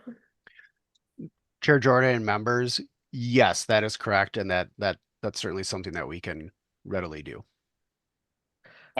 And so, Madam Chair, and I don't know if Commissioner Albright is open to that as a friendly amendment. And then I think the rest could work itself out. I think it would be helpful then to have those emerging issues presented to us in our packets just as its own category, and we can review them and turn them in by the 9th and wrap them in together then. And I guess the unintended consequence of that, I think, is it gives anybody that's applied for emerging issues that doesn't make the cut, they could still have that time between the 9th and the 17th to discuss with us as commission members and why their project maybe could make the cut of 91 or 100 presentations. But it'd be all stuff we'd have flexibility to discuss while we're going through the decision process. So For that purpose, I think we should blend the two together. I will ask Commissioner Albright that, but I do think they would be better as separate motions. But Commissioner Albright. I'm assuming, thank you, Madam Chair. I'm assuming that it was arranged in the way it was based on staff workload and their ability to review those emerging issues. But if staff is supportive of it, I would not oppose adding that to my amendment. But I would like to hear from staff about the timeline that they put in there for that purpose. Thank you. Mr. Varian. Chair Jordan and members. So we had done this timeline thinking that for members that you may not want to be looking at emerging issues proposals at the same time as the regular proposals. The timeline shift to the March 18th due date still allows us to do our work in that scenario. And so if members would like, that works for us. And if members wanted to do the evaluation of the emerging issues at the same time as proposals, we certainly could work with that as well. Commissioner Albright. Thank you, Madam Chair. So with that, I would adopt that as a motion to amend my motion to change the emerging issues deadline from April 1 to April 18th, and otherwise adopting the calendar as presented. Thanks. I think it's Commissioner Westrom. Good. Okay. I'm going to ask staff to repeat the motion before we vote on it, but is there any further discussion? Senator Westrom, is your hand up? Thanks. No, I just put it down. Sounds good. Discussion from members? Otherwise, Commissioner Reese. Yep. Sorry, Madam Chair. Okay. Commissioner Albrecht, I think you had said April 18th rather than March 18th. So just verifying that that's what your intent is March 18th. Commissioner Albrecht. Thank you, Commissioner Reese. Yes, move the emerging issues deadline from April 1st to March 18th. Okay, thank you. Would staff be willing to restate the Albrecht motion? And then I will ask Ms. Griffith to take the roll. Chair Jordan and members, a motion could be to move to adopt the alternate 2026 calendar option with the following adjustment: to change the emerging issues account proposal due date from April 1st to March 18th to align with the regular RFP. Sound good, Commissioner Albrecht? Yes, thank you. Great. The clerk will take the roll. Albright. Yes. Albright, yes. Per, yes. yes. Jordan. Yes. Jordan, yes. Beeman. Yes. Beeman, yes. Faber. Fisher. Sure, yes. Fisher, yes. Green. Yes. Green, yes. Hedstrom. Hedstrom, yes. Hedstrom, yes. Heinzman. Yes. Heinzman, yes. Langseth. Langseth, yes. Langseth, yes. Lilly. Excused. McEwen. Yes. McEwen, yes. Moore. Here, yes. Moore, yes. Putnam. Yes. Putnam, yes. Reese. Yes. Reese, yes. Scrabba.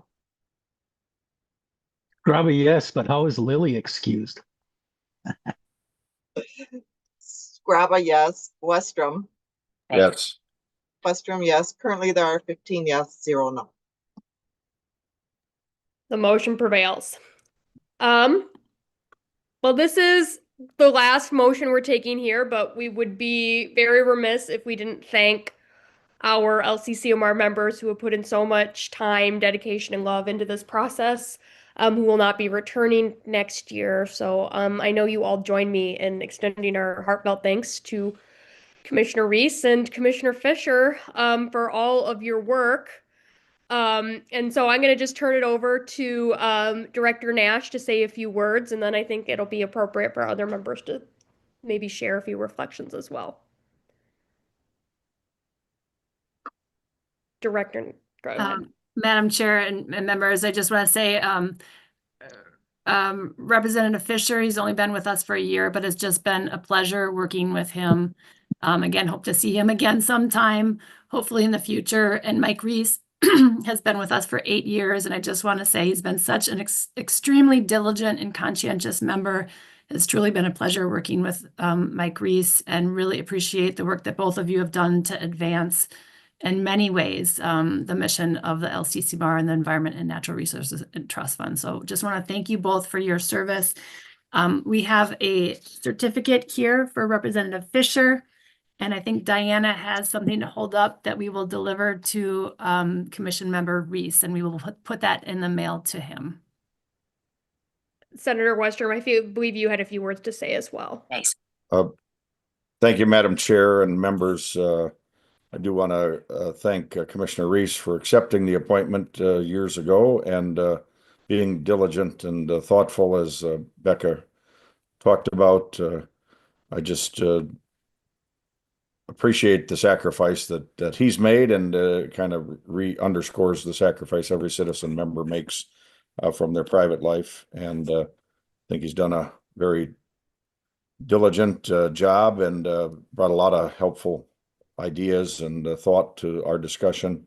And certainly West Central Minnesota has he's got a lot of exciting projects that he's working on out in the western part of the state, as well as across the campuses and Minnesota altogether, projects that really may benefit all of us down the road. And so he brings that just practical experience to the commission, and I think we're going to sorely miss it. But I understand everything comes and goes, and he's just been a very great contributing member to the LCCMR, and I think a model that we can all learn from as we continue forward. And I just want to thank him for his time and dedication to the LCCMR, and making it as good as can possibly be. And so thanks, Mike. And Commissioner Fisher, thank you also for your support and your contributions to our commission, albeit a year.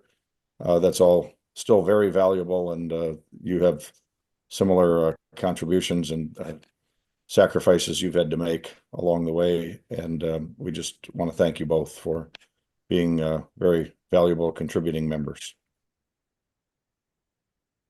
Commissioner Heinzman. Thank you, Madam Chair. I too would like to extend thanks to both Commissioner Fisher, although I don't feel like I'm losing them because I'm going to see him frequently in the coming months.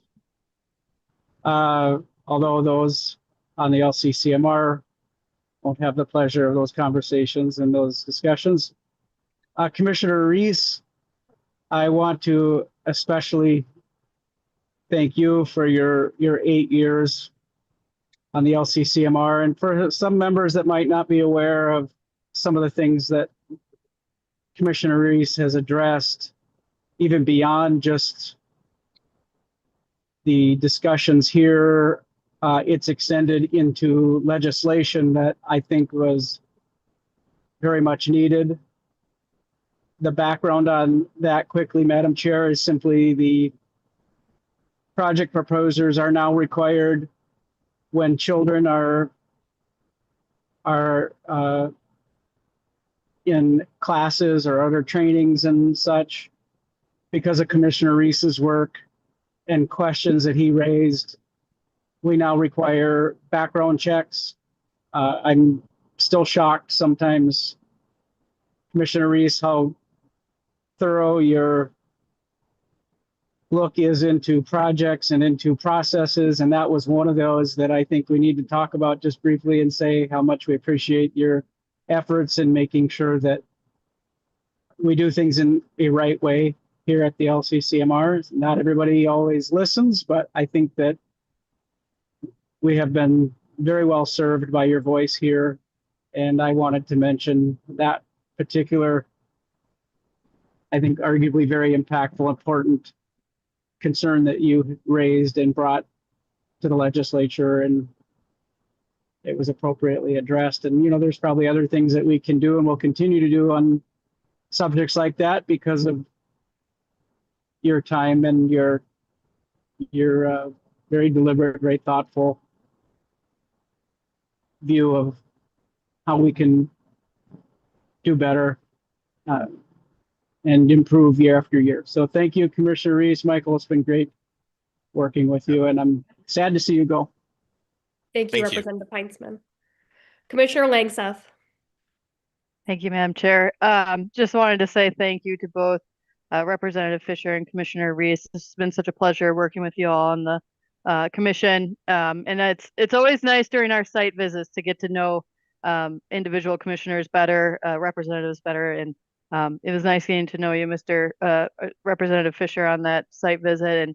And then Commissioner Reese, you and I have had really good conversations on agriculture, and I just want to say thank you. I always learn something when Commissioner Reese comes on and is dicing up language and looking at it from all different angles. It's always interesting to hear what comments you have. So thank you again for your time, and it's really a pleasure getting to know you too. Yeah, thank you. Thank you, Commissioner Langseth. Commissioner Beeman. Thank you, Madam Chair. And I'd like to add my voice too, both to thank Representative Fisher and getting to know you as well on those trips, including sitting outside a casino for a few hours with a broken down bus. I didn't expect to spend that time with you, but appreciate working with you in my very limited time, my first time here on the commission. And then particularly to Commissioner Reese. Mike, I appreciate, as one of the citizen members, your perspectives. Different perspectives and similar perspectives really added to my introduction to the commission, and to think about things from a regional perspective and an economic perspective. And I always enjoyed hearing what you had to say about the proposal. So I wish you well on whatever comes next for you after your long service here. Thank you. Thank you, Commissioner Beeman. Senator Herr. Yes, I'd like to thank both Commissioner. I know that I will see Representative Fisher, for some time, and he doesn't live far from me, and he's from the east side of St. Paul. We just have Laubenter as a separate border, so I can just walk across the street. But thank you, Representative Fisher, for your service in the LCCMR committee. I know that, I always value your work, and also as an environmentalist, you're always, ahead of the curve and educate us, and also being a leader in this area. So I, always, value your advice, and also follow you in many ways. I appreciate your leadership as well. And Commissioner Reese, I learned so much from you, even though many time we are not we may see things slightly different, but I learned so much from you. I value the site visit that we have, that the site visit that we also learn about what has been progress, but at the same time, I also get to know you during those site visit, and know about your family and your partner as well. So I value those time a lot. And I in our committee, I don't know if I can be up to par with you when in terms of reporting conflict of interest. I think I don't have to count. I think I'm just estimating. I think you probably had the most count of conflict interest, and you were very transparent in reporting that. I don't, when I say up to par, I may miss a few, not purposely, but maybe forget here and there. But your educational background with the University of Minnesota really come out forth as well. So I appreciate serving with you. Thank you. Thank you, Senator. And Commissioner Albright. Thank you. And I would echo all of those comments, but first I just want to say, Representative Fisher, thanks for your time on the commission. I'm sorry to see you go. I think you should have had a 2-year appointment, but that's just the way things happen sometimes. So you've been a great help on the commission to bring clarity sometimes when we're struggling through the process. So appreciate that. And Mike Reese, I have to say, this is what I have to say about Mike. He's usually the smartest guy in the room. Most of you have already figured that out. Not at all. But he has always been a champion for climate change, for alternative energy, he sat on the strategic plan subcommittee, and he brought a lot of value to that committee. Generally speaking, if there's a parliamentary question, Mike can answer it or maybe make a suggestion, and that's been helpful many, many times. So he brings also, I would say, what I would call a third eye to the discussion. So we might be going down this path, and in comes Mike with this other idea that we hadn't even considered. So I always appreciated that, Mike. You often swayed my opinion one way or the other with your comments. And the most important thing about your comments, and I think that we can all learn from, is that you made very clear, concise comments that helped move the issue along, and your brevity was very much appreciated as a chair. So thanks for all the work you've had and all the time you've spent. Good luck with your family. Your son, my grandson's in baseball and his son's in baseball, and so often talk about that too. So look forward to seeing you sometime in the future, and good luck with all you do. Commissioner Reese. Well, thank you so much for all your kind comments. There's some things I'm going to miss about serving on the commission. There's some things I'm not going to miss. I don't necessarily care for the politics around what we do, and I think many of you can appreciate that. I'm not going to miss Commissioner Faber's camel pants and his bathrobe, but I really want to say that I'm humbled by all your kind comments. I respect all of you, and we agreed to disagree many times, but that didn't ever mean that I didn't respect your opinions. I want to thank all of you and thank especially the staff. I think we have a really great staff at LCCMR, and it's a program that's, I think, doesn't have an equal. And you can have $100 million going into the environment. And I think, as many of you mentioned, the site visits, and that's very gratifying seeing the work that we've done put into practice, seeing the money well spent. And one thing that I came away with always was, there's many worthy projects, and so we really need to take a balanced approach to it and make sure that the dollars kind of are spread across the state and they're used for various things. And at the end of the day, $100 million doesn't go very far, but the investment is really important. So thank you again. I wish you all the best. Hope to see many of you moving forward, and particularly like to thank Senator Westrom for being the person that asked me to apply for this position. And we really enjoyed conversations on our way down and the way back from the Twin Cities. And so really got to know Senator Westrom, and I think he is a champion for West Central Minnesota and Western Minnesota. And I've always appreciated about him. But again, thank you so much. Best wishes for all of you, and hope you have a great holiday season. Thanks, Mike. Representative Fisher. Thank you, Chair Jordan. I want to say thank you to everyone for their kind comments. Most particularly, I want to say thank you to Commissioner Reese for all his years of service. In the past year, I very much appreciated your opinions. You've made me think very carefully about some of the things I've worked on. I appreciate that. It's always good to hear different points of view to help shape things as we go forward. And also, I want to say thank you very much to the staff for the support and everything and the work that you folks do going forward. And I'm hoping they'll be lucky enough to have the opportunity to be appointed in future to serve on the LCCMR again. Thank you, everybody, and happy holidays. Thank you, Peter. And yes, please, on behalf of the commission, I hope you both feel a lot of pride every time you see an ENRTF sign anywhere in Minnesota, and know that that is a symbol of the work you've done to make Minnesota a better place for not just the people who live here, but for the animals, land, and water and air that we all enjoy so much.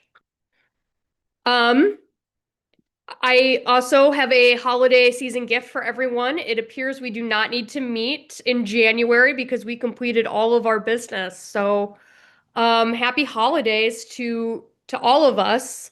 Good job, everyone. This is good work. It is also my understanding that there is not any public testimony today. Is that correct? That is correct. And I believe with that, we are adjourned. Happy New Year, everyone. Best wishes to all of you.